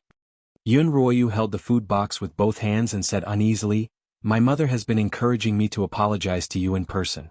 She said that you'd be magnanimous enough to forgive me. Sister Royan, will you forgive me? Yunruoyu raised her head and looked at Yunruoyan. Yunruoyan felt even more dazed. The person in front of her didn't seem like Yunruoyu at all. It was said that a leopard couldn't change its spots. Would someone as stubborn and narrow-minded as Yunruoyu really change? Sister Royan, I know you won't forgive me so easily, but that's all right. My mother said that sincerity will always work, Yunruoyu replied. I'll use my actions to prove that I'm different from before. As Yunruoyan listened to Yunruoyu's words, her gaze inadvertently landed on her neck. Although Yunruoyu was wearing a turtleneck shirt, she could still faintly see the scar on her neck. Perhaps she wouldn't be able to wear anything that exposed her neck in the future. It'd be a good thing if you could think that way, Yunruoyan replied coolly. She wasn't someone who easily trusted others, but what did it matter whether she trusted them or not? In Yunruoyan's eyes, Yunruoyu had always been Madame and Yunruoyao's scapegoat. If she didn't understand the situation and continued to cause trouble, Yunruoyan naturally wouldn't forgive her. If she could see the truth, Yunruoyan wouldn't be bothered to pursue the matter, but Yunruoyan wouldn't be close to her either. Please thank Madame Qin for her concern and send my regards to her as well. My brother and I will visit her when we have time, Yunruoyan said politely. No need, Yunruoyu hurriedly said. My mother prefers peace and quiet, so I won't trouble you too. Yunruoyan had only been polite, but when Yunruoyu put it that way, she didn't insist. As she watched Yunruoyu's departing figure, Yunruoyan couldn't help but frown. Had she really changed for the better? Why did she feel that things weren't so simple? Ruoyan, why don't you come in? Yun Maxiao's voice came from within the ancestral hall. Yun Ruoyan walked forward. The servant by the door was still holding onto the lock, but when he saw Yun Ruoyan approach, he held onto it. Second Miss, the old madam has already instructed you to enter. Please enter, the servant told Yun Ruoyan. In that case, whose permission did you receive to enter the ancestral hall? Yun Ruoyan asked casually. Miss Yun, you didn't enter the ancestral hall. I was the one who brought the food in, and you left after receiving the empty containers. Yun Ruoyan nodded and walked into the ancestral hall. As soon as Yun Ruoyan walked in, she saw Yun Maxiao kneeling on a mat in the middle of the room. When Yun Maxiao saw Yun Ruoyan, he called out, Ruoyan, come and eat with brother. Yun Maxiao was about to start eating when Yun Ruoyan suddenly thought of something and hurriedly stopped him. Brother, don't eat.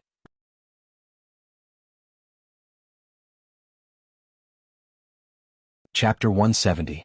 What's the matter?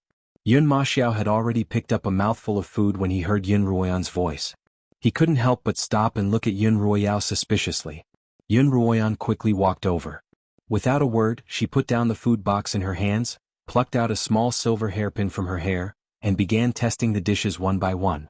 Although Yun Ruoyan didn't say anything, her actions spoke volumes. Yun Maxiao put down his chopsticks and looked at Yun Ruoyan's actions. His expression turned serious, but he didn't make a sound. In front of Yun Maxiao were 3 dishes, a bowl of soup, a pot of wine, and a large bowl of rice. Yun Ruoyan tested every single dish with a silver needle, and only after confirming that there was no poison did she heave a sigh of relief. Everything's fine now. Yun Ruoyan inserted the silver hairpin back into her hair. You can eat now. Yun Maxiao's mood had become a little heavy. Yun Ruoyan's proficiency in testing poisons was enough to show just how treacherous her life had been. Yun Ruoyan felt her brother's gaze and smiled. There's nothing wrong with being a little more careful, right? Now that everything's fine, let's eat or the food's going to get cold. Yun Ruoyan brought out the dishes that she had brought. Yun Ruoyu had only brought vegetarian dishes, while Yun Ruoyan had brought meat dishes. This combination made for a sumptuous meal. Madame Qin wouldn't poison us, would she? Yun Maxiao picked up his chopsticks and picked up a piece of meat. I'm not suspecting Madame Qin. Yun Ruoyan took a small bite of the cabbage. It was light and refreshing, and the kitchen maids at home really couldn't make something as delicious as this. As Yun Ruoyan ate, she continued, it's just that Yun Ruoyu isn't normal. She grew up with Madame Qin and she's helped them harm me quite a bit. Yun Ruoyan put down her chopsticks and told her brother about her suspicions about Yun Ruoyu.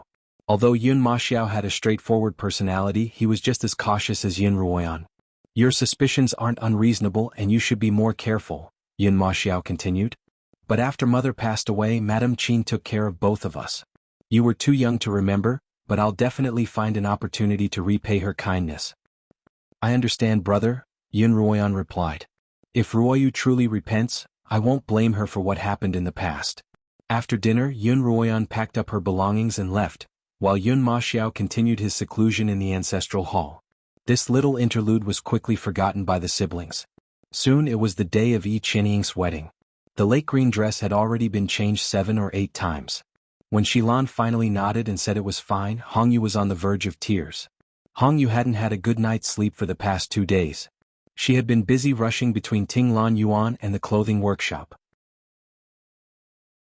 When she arrived at the workshop, she had to keep an eye on the workers, and when she arrived at Tinglan Yuan, she had to keep an eye on Xilan's mood.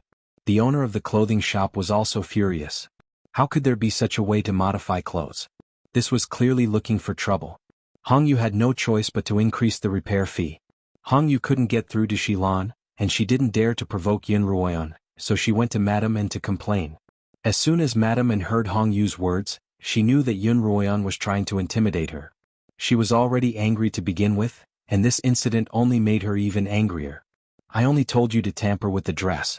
Who told you to make the waist so small? Madame N recalled the Yun matriarch's lukewarm comment about how she could wear the dress. She wanted to slap Hongyu across the face.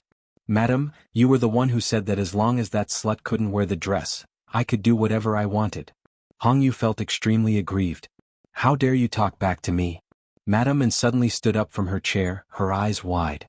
Yun Ruoyan didn't care about her at all, and now even her own servant dared to talk back to her. Mother. Yun Ruoyao saw that Madame N was angry and hurriedly tried to calm her down. Hongyu has misspoken, so don't hold it against her. Hongyu, you may leave. Yun Ruoyao gestured to Hongyu. Do as you see fit. Don't bother Madame N. Hongyu left Madame Anne's cottage in despair. No one would be able to pay for the repair, so she would have to pay for it herself. Cough, cough, cough. Madame N coughed uncontrollably. Mother, what's the matter? Yun Ruoyu walked in from outside and asked with concern when she saw Madame Anne's state. Sister Ruoyu, how did you find the time to visit Mother today? Yun Ruoyao asked as she tried to soothe Madame Anne's anger. Sister, please don't blame me. Yun Ruoyu didn't mind Yun Ruoyao's attitude. I've been spending the past few days at my mother's place, eating vegetarian and praying to the Buddha. I've been feeling quite uneasy lately. My mother heard from me that Mother wasn't feeling well recently, so she specifically asked me to come and take a look. Yun Ruoyao wanted to continue mocking her, but Madame N suppressed her coughing and shot her a look, signaling for her to keep quiet. Madame N smiled at Yun Ruoyu. Your mother is very considerate, cough, cough. As soon as Madame N finished speaking, she began coughing again. Mother, why are you coughing so badly? Yun Ruoyu seemed to have suddenly thought of something. Why don't you have my mother concoct some cough medicine for you? My mother's quite skilled at concocting medicines, and she was the one who cured my injuries. Madame N coughed so much that she couldn't even breathe properly, and her face was bright red. All right, I'll have your mother concoct some medicine for you. Yes, Mother, I'll go look for my mother right away. Yun Ruoyu hurriedly left. Throughout Madame Anne's courtyard, a series of heart-wrenching coughs could be heard. In Yun Ruoyan's cottage, Hongyu followed Xilan into Yun Ruoyan's room. Miss, the dress is ready. Please try it on. Xilan handed Yun Ruoyan the dress. Yes, I'll try it on. Yun Ruoyan lazily stood up from the couch. Peony took the dress from Xilan's hands and helped Yun Ruoyan try it on. Hongyu stood by the side, clenching her fists nervously. In the past, she had never felt so nervous in front of anyone other than Madame N. First of all, she was Madame Anne's personal maid, and because she had the right to speak to Madame N, everyone would try to curry favor with her. Second of all, she had always believed that as long as she didn't offend the old master or Madame N would be able to protect her even if she caused trouble. It was these 2 reasons that had led to Hongyu's domineering personality. Now that the latter reason had been shattered, Hongyu knew that no matter what punishment she received in her cottage, her mistress wouldn't be able to protect her. As a result, she began to restrain herself. Aya! Yun Ruoyan suddenly cried out, causing Hong Yu's heart to clench. "What's the matter, miss? Are you feeling unwell?" Before Hong Yu could open her mouth, Peony and Xilan asked at the same time. "Everywhere," Xuanhuan replied with a frown. "Everywhere? How could that be?" Xilan had agreed to this. Hong Yu protested in her heart, but she didn't dare speak up. She would be talking back if she did. Hong Yu looked anxiously at Xilan, her eyes pleading with her. With no one to rely on, she could only rely on Xilan as a life-saving straw. "Miss, there's really no need to change this." Xilan didn't know what Xuanhuan's intentions were, so she spoke the truth. "If there's no need to change it, then there's no need to change it," Peony continued. "We won't be wearing this dress either." Xilan took the dress from Peony's hands, hesitated for a moment, then turned around and shoved it back into Hong Yu's hands. "There's no need to change it. Take it with you." Hong Yu hadn't expected such a situation to occur. She was both angry and anxious, and her entire body trembled as she clutched the dress. "Why aren't you leaving yet? Do you want to eat breakfast here?" Xilan looked at her coldly. Hong Yu clutched the dress in her hands and turned to walk out of the cottage. Once outside, she took a deep breath, suddenly felt her throat go numb, and began coughing uncontrollably. Hong Yu covered her mouth and coughed as she walked out of her cottage. "Miss, you have to leave for the Manor at noon. What will you do without formal attire?" Xilan asked. "Who says you don't have any formal attire? Didn't you buy a lot of them before?" As Peony spoke, she went to the wardrobe in the inner room and pulled out all of the suits she'd bought earlier. Peony and Xilan helped Xuanhuan change. "I've really gained weight. I can't even wear this red dress." Xuanhuan sighed. Xuanhuan remembered that this red dress had been made for her by the Yun matriarch when the crown prince had visited the Yun manor. At the time it had been perfect for her, but now she couldn't put it on. "Miss, you've only grown up, not gained weight." Peony smiled. "Yes, miss, you look better like this. You used to have a sharp chin, but now, although your cheeks are a little rounder than before, they're still pink and tender. How festive." Xilan's words made Peony frown, but Xuanhuan smiled. After trying on all of the dresses, Xuanhuan finally chose a light purple dress embroidered with multicolored flower petals. The collar and sleeves of the dress were embroidered with gold and silver thread, with a large number of small butterflies. "Miss, why haven't I seen this dress before?" Xilan looked at Xuanhuan, who had already changed. "Weren't you the ones who bought this?" Xuanhuan asked. Xuanhuan remembered that she had found this dress in an empty courtyard in the palace after she had cured herself of the aphrodisiac. At the time, she had put it on in case of an emergency. "When did old madam make such beautiful clothes for Miss?" "We didn't even know about it," Xilan said. Xuanhuan smiled but didn't explain. Peony seemed to remember that the dress hadn't been made by the old madam, but rather that Xuanhuan had worn it from outside. However, since Xuanhuan didn't mention it, she didn't ask. As soon as Xuanhuan finished dressing, Yun Maxiao arrived at her cottage. He was dressed in a purple robe with a white jade tiara and belt. He was tall, handsome, and wore a smile that shone brighter than the sun. When he walked into Yun Maxiao's rooms, all of the maids, with the exception of Peony, blushed as they stared at him, forgetting what they were doing. "Xilan, the tea's about to overflow." Xilan was pouring tea for Xuanhuan when she froze when Yun Maxiao walked in. Peony snatched the teapot from her hands to prevent the table from overflowing. "I'll prepare some snacks for Miss and young master." Xilan ran out blushing. Xuanhuan watched as her figure disappeared through the door, then looked at Peony. These two girls weren't young anymore. Peony in particular was about to find a husband.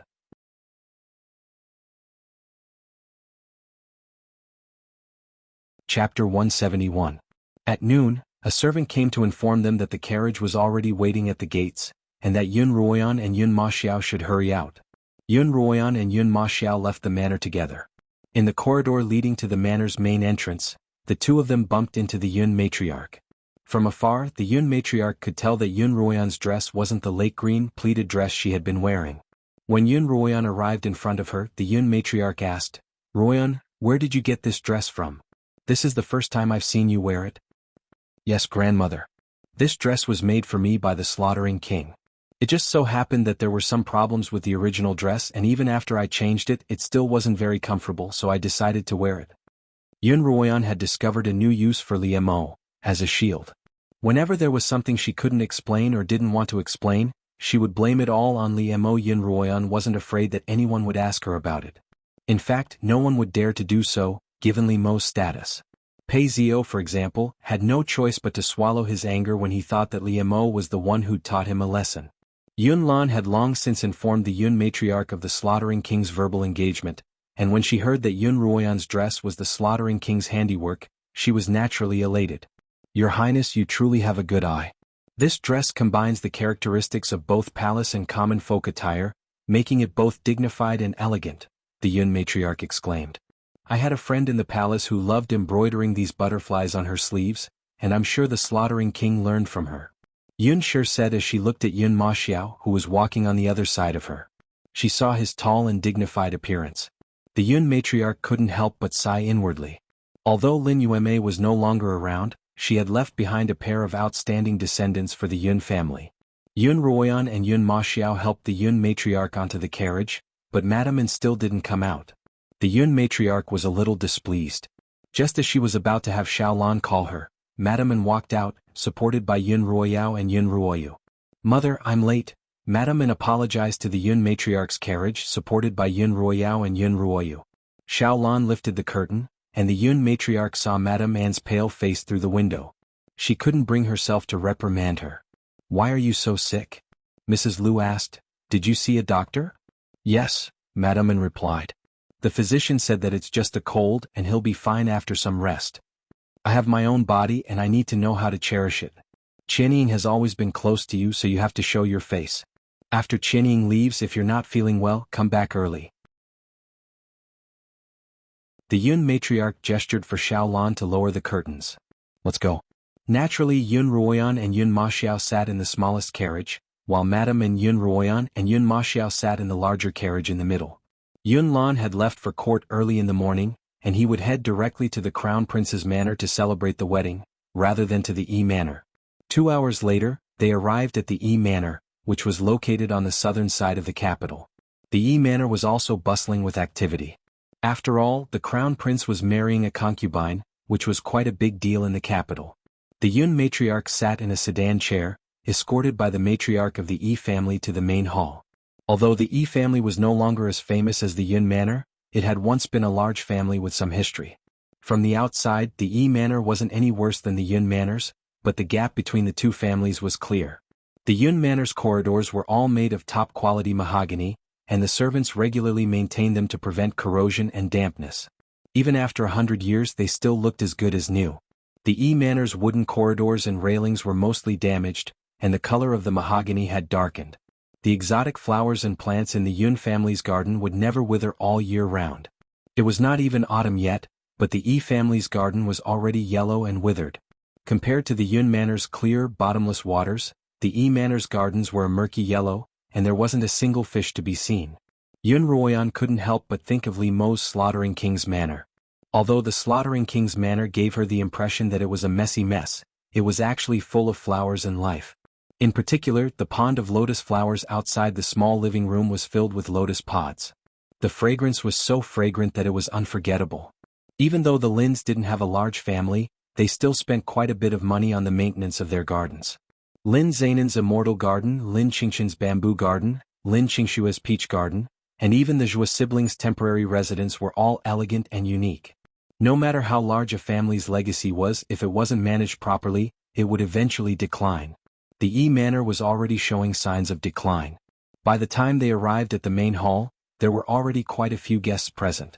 The current patriarch of the Yi family, who was also Yi Qianying's second uncle, was an official in the imperial city. As a result, most of the guests present were from mid-level clans. Few of them were from prominent clans, because they had all gone to the Crown Prince's residence. As soon as the Yun matriarch entered the hall, everyone stood up in unison and rushed to greet her. Their gazes lingered on Yun Ruoyan, Yun Ruoyao, Yun Ruoyu, and Yun Maxiao. After all, none of the Yun family's heirs had been betrothed. How many of the middle-sized families wouldn't want to be related to the Yun family? But that was just wishful thinking. How could a small family like theirs possibly hope to get close to the Yun family? Just then Yun Ruoyan noticed a familiar figure in the crowd, Pei Zio. Pei Zio had clearly seen her as well. He looked at Yun Ruoyan with a complicated gaze, but when Yun Ruoyan noticed him, he immediately averted his gaze. Yun Ruoyan was secretly pleased.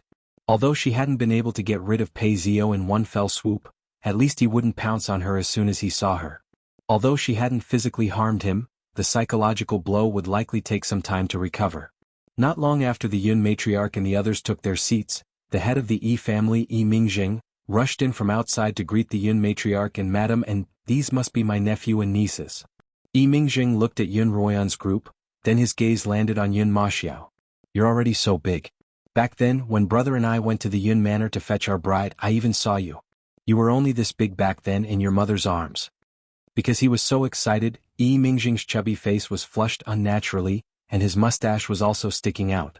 When he spoke to the Yun matriarch, he would bow his back and lower his eyes, but when he turned to speak to others, he would immediately puff out his belly as if he were on a pedestal. Even Yun Maxiao was acting like an elder to him. Yun Maxiao had no choice but to politely stand up and exchange a few words with him. When Yun Ruoyan saw that Yi Mingjing was looking at her again, she immediately averted her gaze. Although Yun Ruoyan had lived 2 lives, everyone she had come into contact with, be they good or bad, had an extraordinary aura about them. Although Yi Mingjing looked amiable, his eyes and actions revealed a sense of pettiness that Yun Ruoyan didn't like. At this point, Yun Ruoyan still didn't understand that everyone had their own way of interacting with one another. She was only acting according to her heart's desires, causing Yi Mingjing to feel awkward. Yi Mingjing rubbed his nose as if he didn't mind. Qianying's preparing in the backyard. Why don't you go see her? Uncle Yi, we've been wanting to see Sister Qianying for a long time, Yun Ruoyu replied obediently. It's just that there's no one to guide us and it's our first time visiting your home. Haha, I've been careless, Yi Mingjing laughed.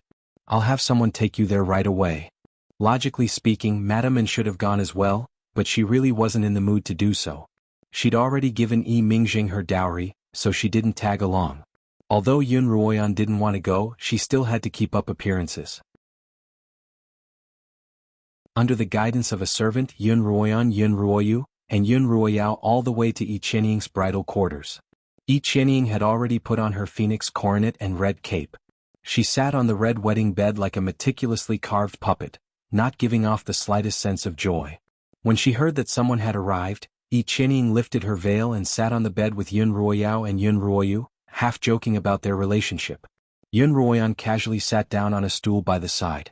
Sister Ruoyao, Sister Ruoyu, please excuse us for a moment. I'd like to speak to Sister Ruoyan in private, Yi Qianying suddenly said. Neither Yun Ruoyu nor Yun Ruoyao expected Yi Qianying to make such a request. They glanced at each other, then at Yun Ruoyan before standing up and walking out. Yun Ruoyan looked at the exquisitely dressed Yi Qianying, looking forward to what Yi Qianying would say to her. Yi Qianying stood up from the bed and sat down on the stool by Yun Ruoyan's side. She looked at Yun Ruoyan very seriously. There's no one else here and I'd like to ask you something. I hope you'll tell me the truth and not try to deceive me. Yun Ruoyan looked at Yi Qianying strangely. Why don't you tell me?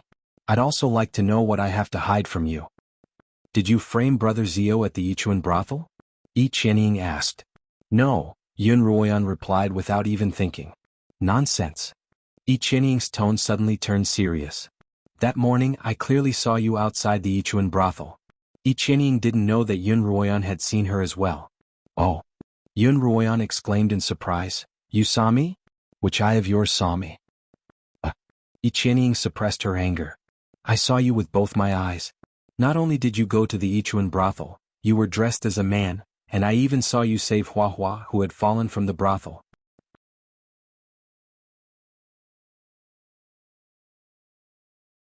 Chapter 172. Then let me ask you, where did you see it with your own eyes?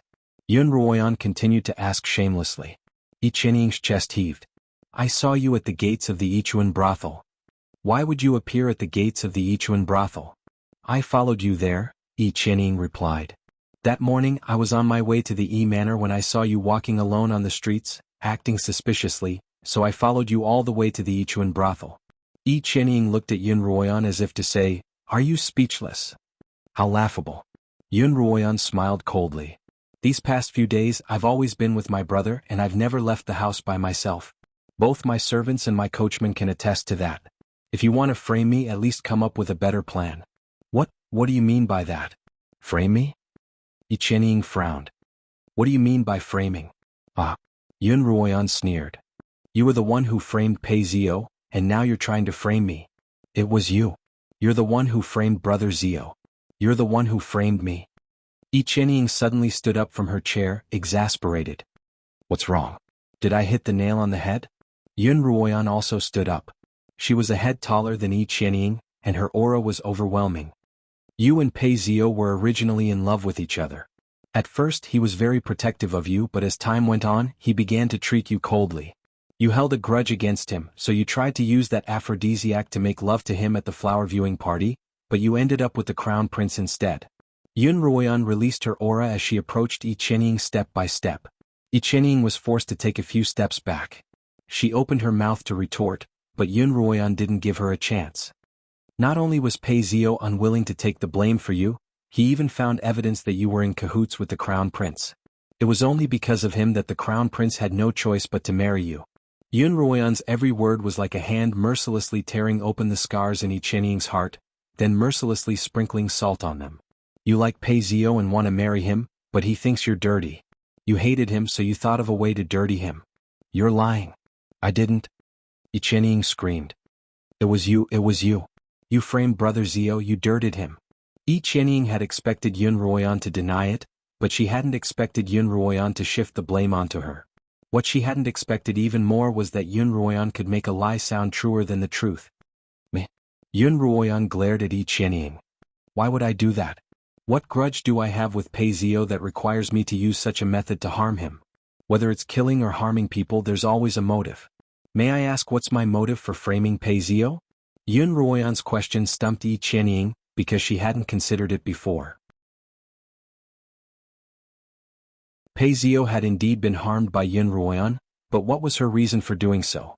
Xianxia leaned against the wall, her mind starting to ponder.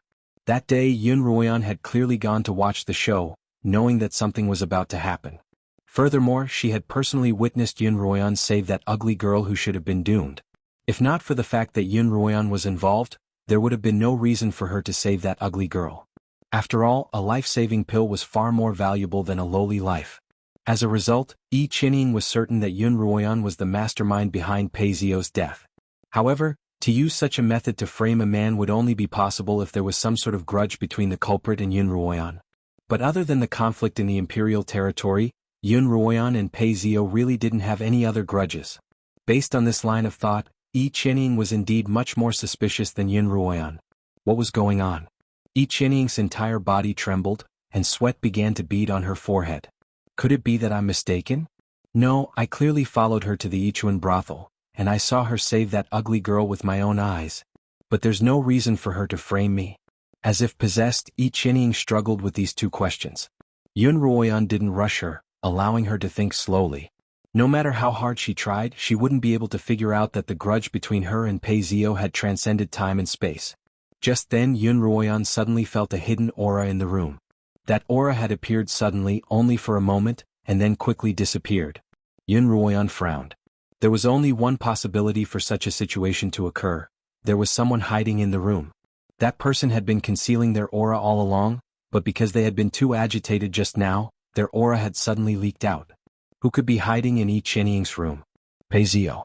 It had to be Pei Zio. Xianxia, so you're trying to expose me in front of Pei Zio. Thankfully, I'm alert enough. Xuanhuan laughed coldly in her heart. The first thought that popped up in her mind was to ferret out Pei Zio. A man with a past relationship with the bride was hiding in the room of the bride to be married off, and this man had a notorious reputation. How dare he make a cuckold of the crown prince? The crown prince didn't want to marry Xianxia in the first place, and he had even started a feud with Pei Zio at the flower viewing party. If that were to happen, Xianxia and Pei Zio would be in deep trouble, and it wouldn't be something that could be easily resolved with a bit of money and connections. But there was a loophole. Xianxia had intentionally kept her in the room, a fact that Yun Ruoyu and Yun Ruoyao could attest to.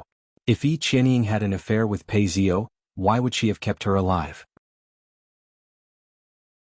If they were to start a fight, it would only get more and more complicated, and Yun Ruoyan would be dragged into it as well. Thus it wasn't feasible. You're at a loss for words, aren't you? Even if you want to frame someone else, you'll have to consider who the victim is. Yun Ruoyan stood up and prepared to leave.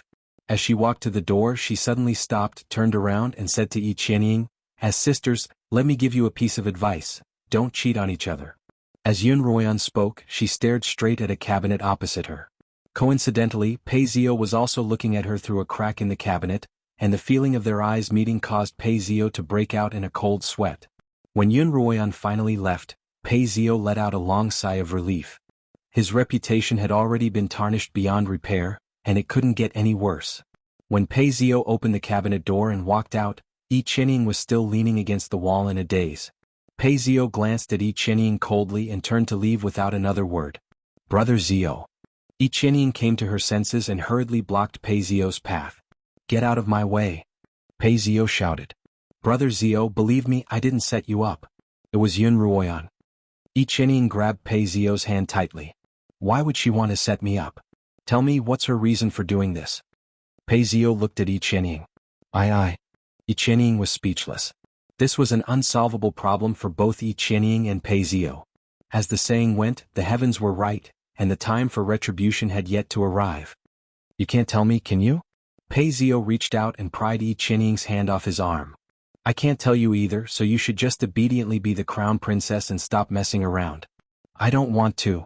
Yi Qianying cried out as she threw herself into Pei Zio's arms. "Brother Zio, you're the only one in my heart. I know I'm not clean anymore, but you're not. So we can be together now. Let's leave this place together, let's go so far away that no one can find us." "You're crazy." Pei Zio pushed Yi Qianying away forcefully. "I'm crazy." Yi Qianying's pent-up resentment, anger, and resentment had all been released at once under Yun Ruoyan's provocation. "Brother Zio, why won't you want me? Am I worse than that disgusting Huahua? Don't say any more." Pei Zio clutched his ears in pain. During this period of time, he had been dreaming of Huahua every day, dreaming of that unbearable night. "I'm sorry, Brother Zio, I didn't do it on purpose. I didn't want to agitate you." Yi Qianying's heart ached as she looked at Pei Zio's pained expression. "We've forgotten about Huahua, forgotten about that ugly woman. That ugly woman is no longer here, and she's completely disappeared from this world." "What?" Pei Zio heard Yi Qianying's words and looked up at her in surprise. "What do you mean by completely disappeared?" "I've already killed her," Yi Qianying replied. That day Huahua had secretly escaped amidst the chaos, and Yi Qianying had memorized her escape route. After the incident was over, she had chased after her and killed her. "You've killed her?" Pei Zio asked again. "Yes, I've killed her, so Brother Zio, the stain on your life has been completely erased." Pei Zio's eyes suddenly shone with anger. "So you're silencing me?" "Brother Zio, what do you mean by silencing me? What are you talking about?" "I don't understand," Yi Qianying hurriedly replied. "You don't understand, or are you pretending not to?" Pei Zio's eyes blazed with anger. "Yun Ruoyan's analysis is correct. You're the only one who has a motive to harm me. You want to dirty me so that I won't despise you?" Pei Zio was furious. "Back at the flower viewing party, you tried to harm me, but the crown prince foiled your plans. This time you tried to harm me again using such despicable methods. Let me tell you, Yi Qianying, you're worthless in my heart. No matter how dirty I am, I'm still cleaner than a poisonous woman like you." "No, it's not like that," Yi Qianying protested loudly. I never wanted to harm you. It was Yun Ruoyan, she was the one who wanted to harm you." "Enough." Pei Zio pushed Yi Qianying to the ground and said coldly, "I, Pei Zio, never want to see you again, concubine." "Your Highness."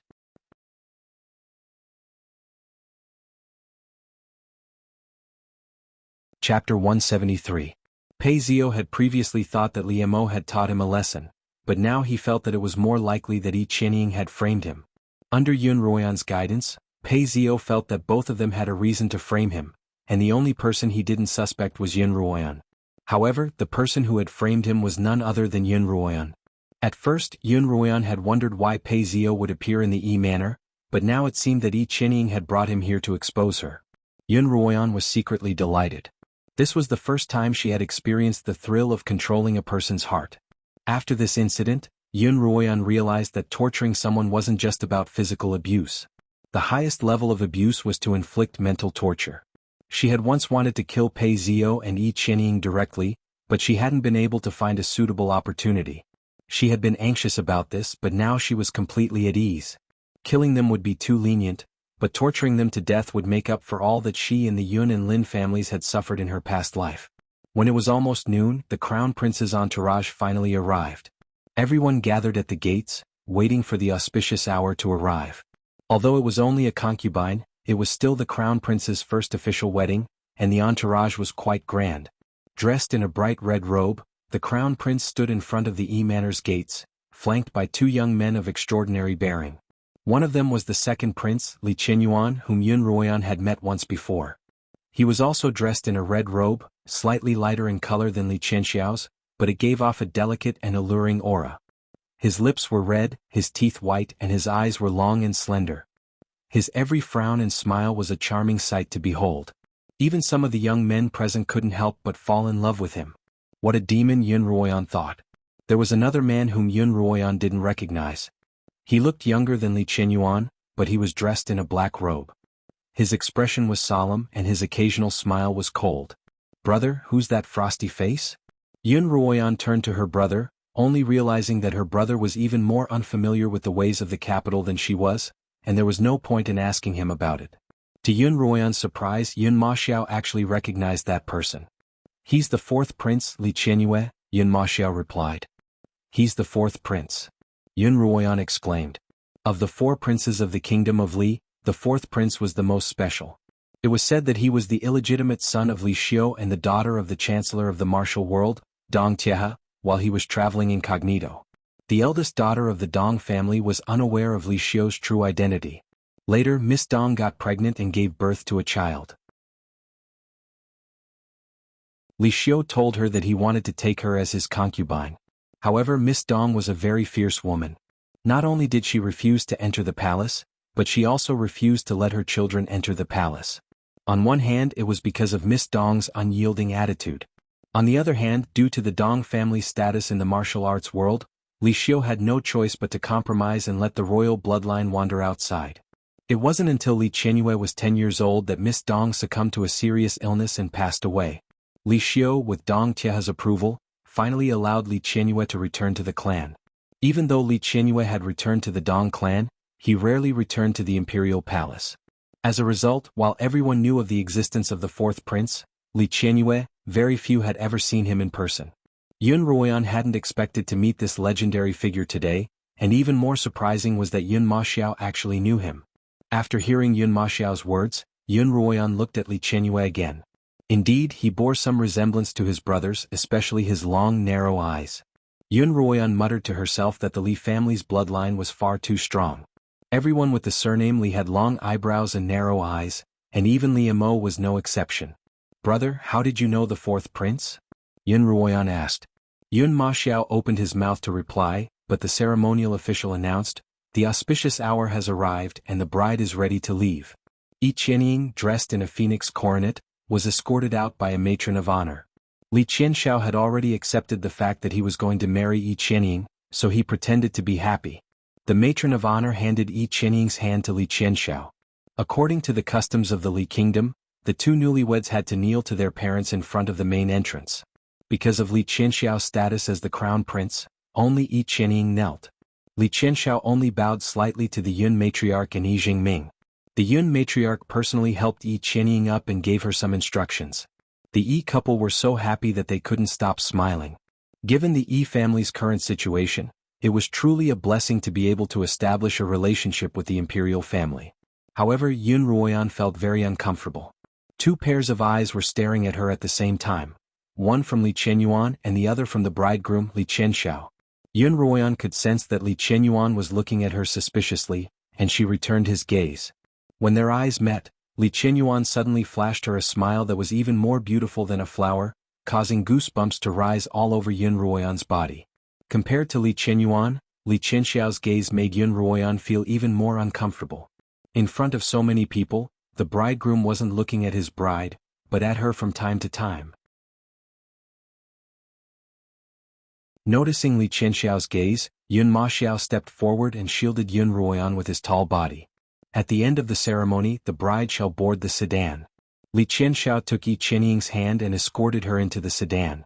As Li Qianxiao mounted his horse, he glanced at Xuanhuan again, but she was still looking up at the sky. As the bridal procession walked further and further away, Xuanhuan let out a soft breath.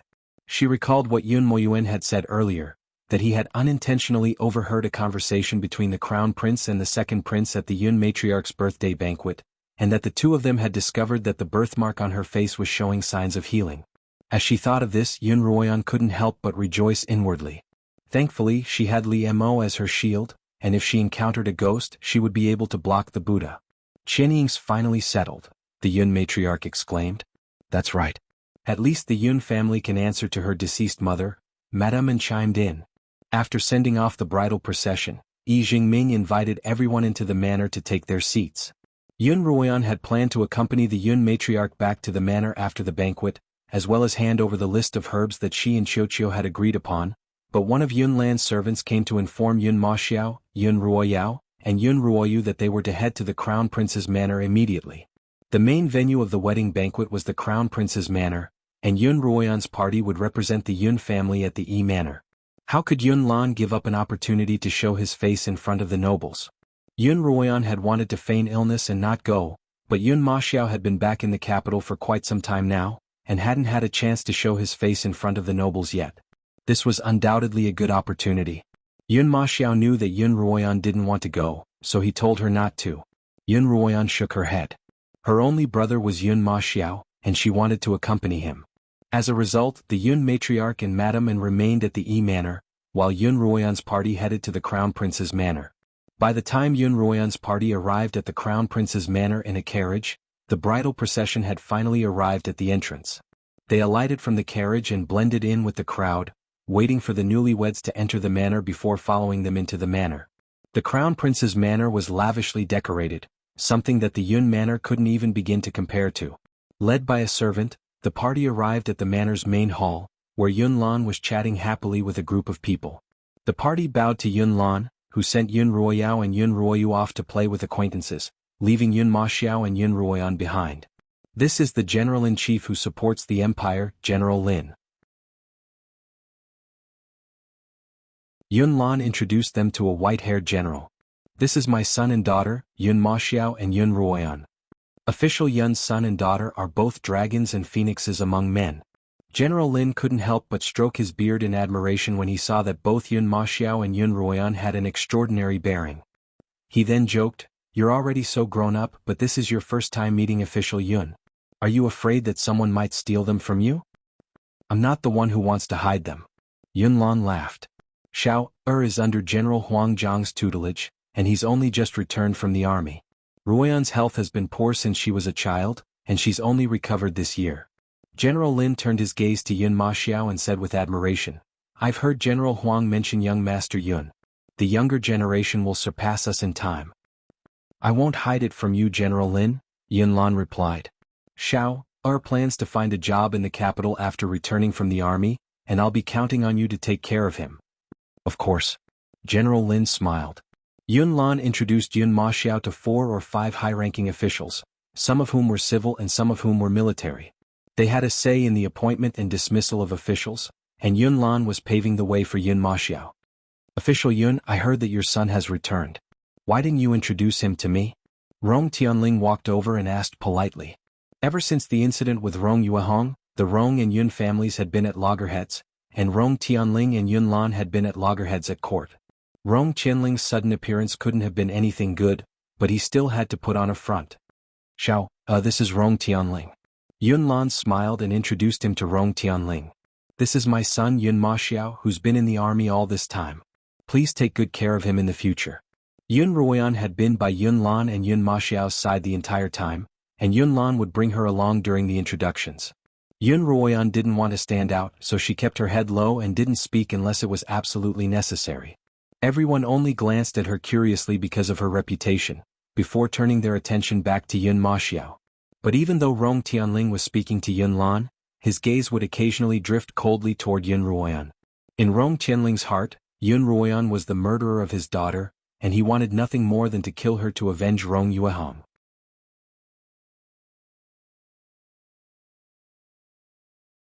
Chapter 174. Yun Ruoyan, however, wasn't afraid of him.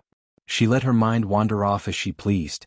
"Of course, your uncle will definitely take good care of you," Imperial Uncle Rong said with a smile that was not a smile. Then, as if suddenly remembering something, he said, "Oh, I almost forgot to introduce them to Lord Yun. These are my son and daughter, Rong Jinghao and Rong Yueshan." The two youths behind Rong Tianling stepped forward and bowed. They looked to be about the same age as the Yun siblings. Rong Tianling only had one daughter, Rong Yuehong. However, he had many concubine children. Rong Jinghao and Rong Yueshan were two of the more favored. After the polite exchange, Yun Lan didn't want to waste any more time with Rong Tianling. He tried to find an excuse to leave, but Rong Tianling held him back. "My uncle has something to trouble you with, Lord Yun. Please don't be in such a hurry to leave." Yun Lan frowned and said, "My words are insignificant. I'm afraid I can't help Imperial Uncle." Lord Yun is too humble. Rong Tianling hurriedly interrupted him. "I'll have to ask for your help, Master Yun. My son has been a guard in the city for several years now, and there's a vacancy for the general of the garrison. I'd like to fill this vacancy, and I'd like to ask for your promotion." Yun Lan immediately knew that Rong Tianling was doing this on purpose. General Huang's recommendation letter had just arrived at the court a few days ago, and Rong Tianling had just begun to stir things up. "And my daughter Rong Yueshan." Rong Tianling turned to Yun Ruoyan. "She's also qualified to enter Kongming Academy. Miss Yun, please go easy on her during the trial." Naturally, Yun Ruoyan could hear the underlying meaning in Rong Tianling's words. Rong Yueshan and Rong Yuehong looked quite similar, especially when they looked at each other with their chins facing each other. "Ruoyan has always been a person who doesn't offend me if I'm not offended, but if I'm offended, I won't show mercy. At that time, Miss Yun, please stay away from me," Yun Ruoyan suddenly spoke up. Yun Ruoyan's meaning was clear. Rong Yuehong had brought this upon herself, and she had nothing to do with it. Both Rong Tianling and Rong Yueshan's expressions darkened at her blunt words. "Ruoyan, watch your words," Yun Lan reprimanded. "You can't be so arrogant in front of Uncle." Although Yun Lan reprimanded Yun Ruoyan, he approved of her actions. She was about to enter Kongming Academy, and everyone who participated in the trial would be her opponent. The aura that Yun Ruoyan had just displayed had instantly suppressed Rong Yueshan's. It was already noon, and the host invited everyone to take their seats. The auspicious time to worship the heaven and earth in the Li Kingdom was at dusk, when the emperor and empress would arrive. Lunch was just a light meal, and the main feast was in the evening. She hadn't seen Li Mo or Li Qianhuan this entire time, and it was likely that they would only appear when the auspicious hour arrived. After the meal, Yun Lan brought Yun Maxiao along to continue chatting with the officials. Yun Maxiao was a cheerful, humble, and polite person. He knew when to advance and when to retreat, and was deeply liked by everyone. Yun Ruoyan had nothing to do as she followed behind her brothers, so she bade them farewell and headed to the garden alone. Yun Ruoyan leaned against a fake mountain, enjoying the gentle breeze and the sweet fragrance of flowers. At this time, a man's voice came from afar. "I have long heard of the fourth prince's great name. It is my honor to meet you today." Following the man's voice was a flurry of footsteps. "Young Master Bai, you're too polite." A deep, youthful voice spoke up. It was likely the fourth prince, Li Qianyue. "I haven't been in the capital for a long time, and I'm quite unfamiliar with this place. There are many things I'd like to ask you, young masters." "You're too polite, fourth prince. It would be our honor." Yun Ruoyan heard Yun Ruoyao's voice, and her words were echoed by the other young masters and misses. Yun Ruoyan turned toward the source of the voice through the crack in the fake mountain. She saw a group of 7 or 8 people strolling through the garden. They sat down in a pavilion by the side of the fake mountain, separated from Yun Ruoyan by only the fake mountain. In order to avoid arousing suspicion, Yun Ruoyan was about to stand up and walk out of the fake mountain when a pair of hands suddenly pressed down on her shoulders. At the same time, she heard a familiar voice by her ear. "Don't go out." Yun Ruoyan turned to see Li Qianhuan. "Listen to what they're saying." Yun Ruoyan frowned as she looked at Li Qianhuan. She wasn't surprised that the third prince liked to eavesdrop. After all, ever since Yun Ruoyan had known Li Qianhuan, he had always had the air of a gentleman. When the scions of large families gathered with the princes, there was no shortage of flattery. Just as Yun Ruoyan was about to get sick of all this, someone finally asked a slightly more practical question. "Fourth prince, is there any other reason for your return other than the crown prince's wedding?" If it was only for the crown prince's wedding, then the fourth prince would leave after the wedding. If it was for something else, then he would continue to stay so that the crowd would be prepared to get closer to him in the future. "To tell you the truth, other than attending the crown prince's wedding, I have another important matter to attend to," Li Qianyue replied. "What is it, fourth prince?" The crowd's interest was piqued by Li Qianyue's words. "Have any of you heard of the Maleficent duo?" Li Qianyue asked. "Fourth prince, Are you referring to the maleficent duo who wreaked havoc in the Yuelu villa not long ago? Xuanhuan didn't know her way around, but she was good at remembering faces. She would be able to recognize anyone she'd met once, no matter how long it had been. Xuanhuan remembered that this white-robed man was the one who had gotten along well with her during the flower viewing party, and he had even spoken up for Pei Zio. That's right, Xianxia replied. Xianxia replied, I received orders from my grandfather to come back and hunt down this male-female duo. Xuanhuan narrowed her eyes. The maleficent duo was none other than herself and Li Mo in disguise. So Xianxia had returned for them? As the crowd pressed him, Xianxia told them that he already had a suspect in mind, that the maleficent duo had left on a sword made of azure light. Xianxia said that there were only 5 people in the entire Li kingdom who could do so, and that he would investigate them one by one. As for who they were, Xianxia refused to say. Xuanhuan turned to look at xuanhuan. He was also peering into the pavilion through a crack in the window. Both of them had concealed their auras so no one in the pavilion could detect them. Since xuanhuan was working for Li Mo, Xuanhuan knew that he would definitely inform Li Mo of the matter, so she didn't have to worry about it. As long as Li Mo was around, Xuanhuan didn't have to worry about anything. It was a wonderful feeling. Xianxia's group of 7 or 8 sat in the pavilion for about 15 minutes before they left. Third Prince, how well do you know your younger brother? Xuanhuan asked but didn't receive a reply. When she turned around, she found that xuanhuan had left without a sound. He didn't even say a word before he left. Xuanhuan was speechless. Soon, night fell, and the Emperor and Empress finally arrived, followed by the slaughtering king. Li xuanhuan didn't follow by Li Mo's side, and Xuanhuan didn't see him for the rest of the night. The next day Xuanhuan heard that the Yuelu villa had been robbed again, this time of their wealth. Xuanhuan guessed that xuanhuan had done it to mislead the public. Everyone in the main hall stood close to one another, and although it was crowded, it wasn't chaotic. Because of the presence of the Emperor, Empress and slaughtering king, everyone was quiet. Finally, when the ceremony was over, the Crown Prince and Yi Qianying were sent into the bridal chamber. After exchanging a few pleasantries, the Emperor and Empress left. As the banquet began, everyone began to drink and laugh. Xuanhuan took advantage of the chaos to leave the main hall for some fresh air. She hid in a quiet corner, leaning against the railing as she gazed at the moon's reflection in the water. She heard footsteps behind her and they sounded unfamiliar.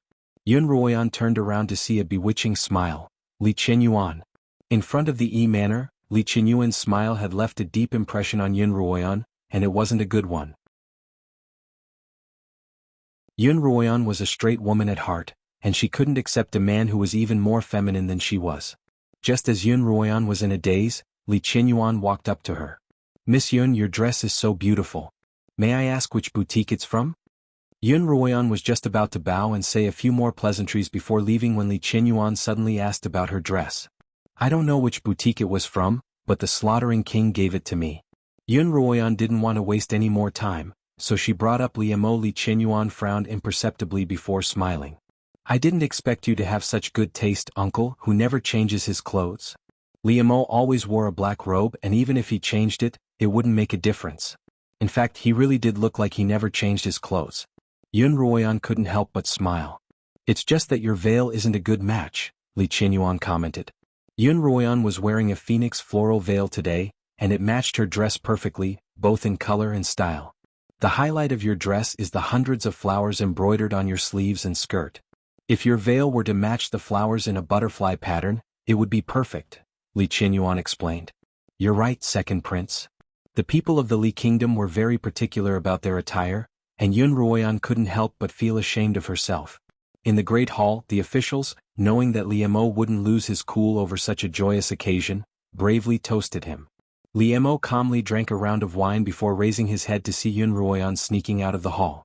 When someone toasted him again, Li Mo's face darkened, and the officials who were used to his face immediately stopped toasting him.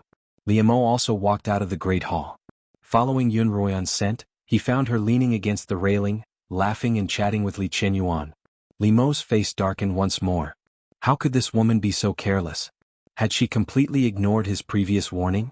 You're tuning in to the Sword Dance in the Vast Sky YouTube channel. Don't forget to subscribe and join us on this journey to catch the most captivating stories.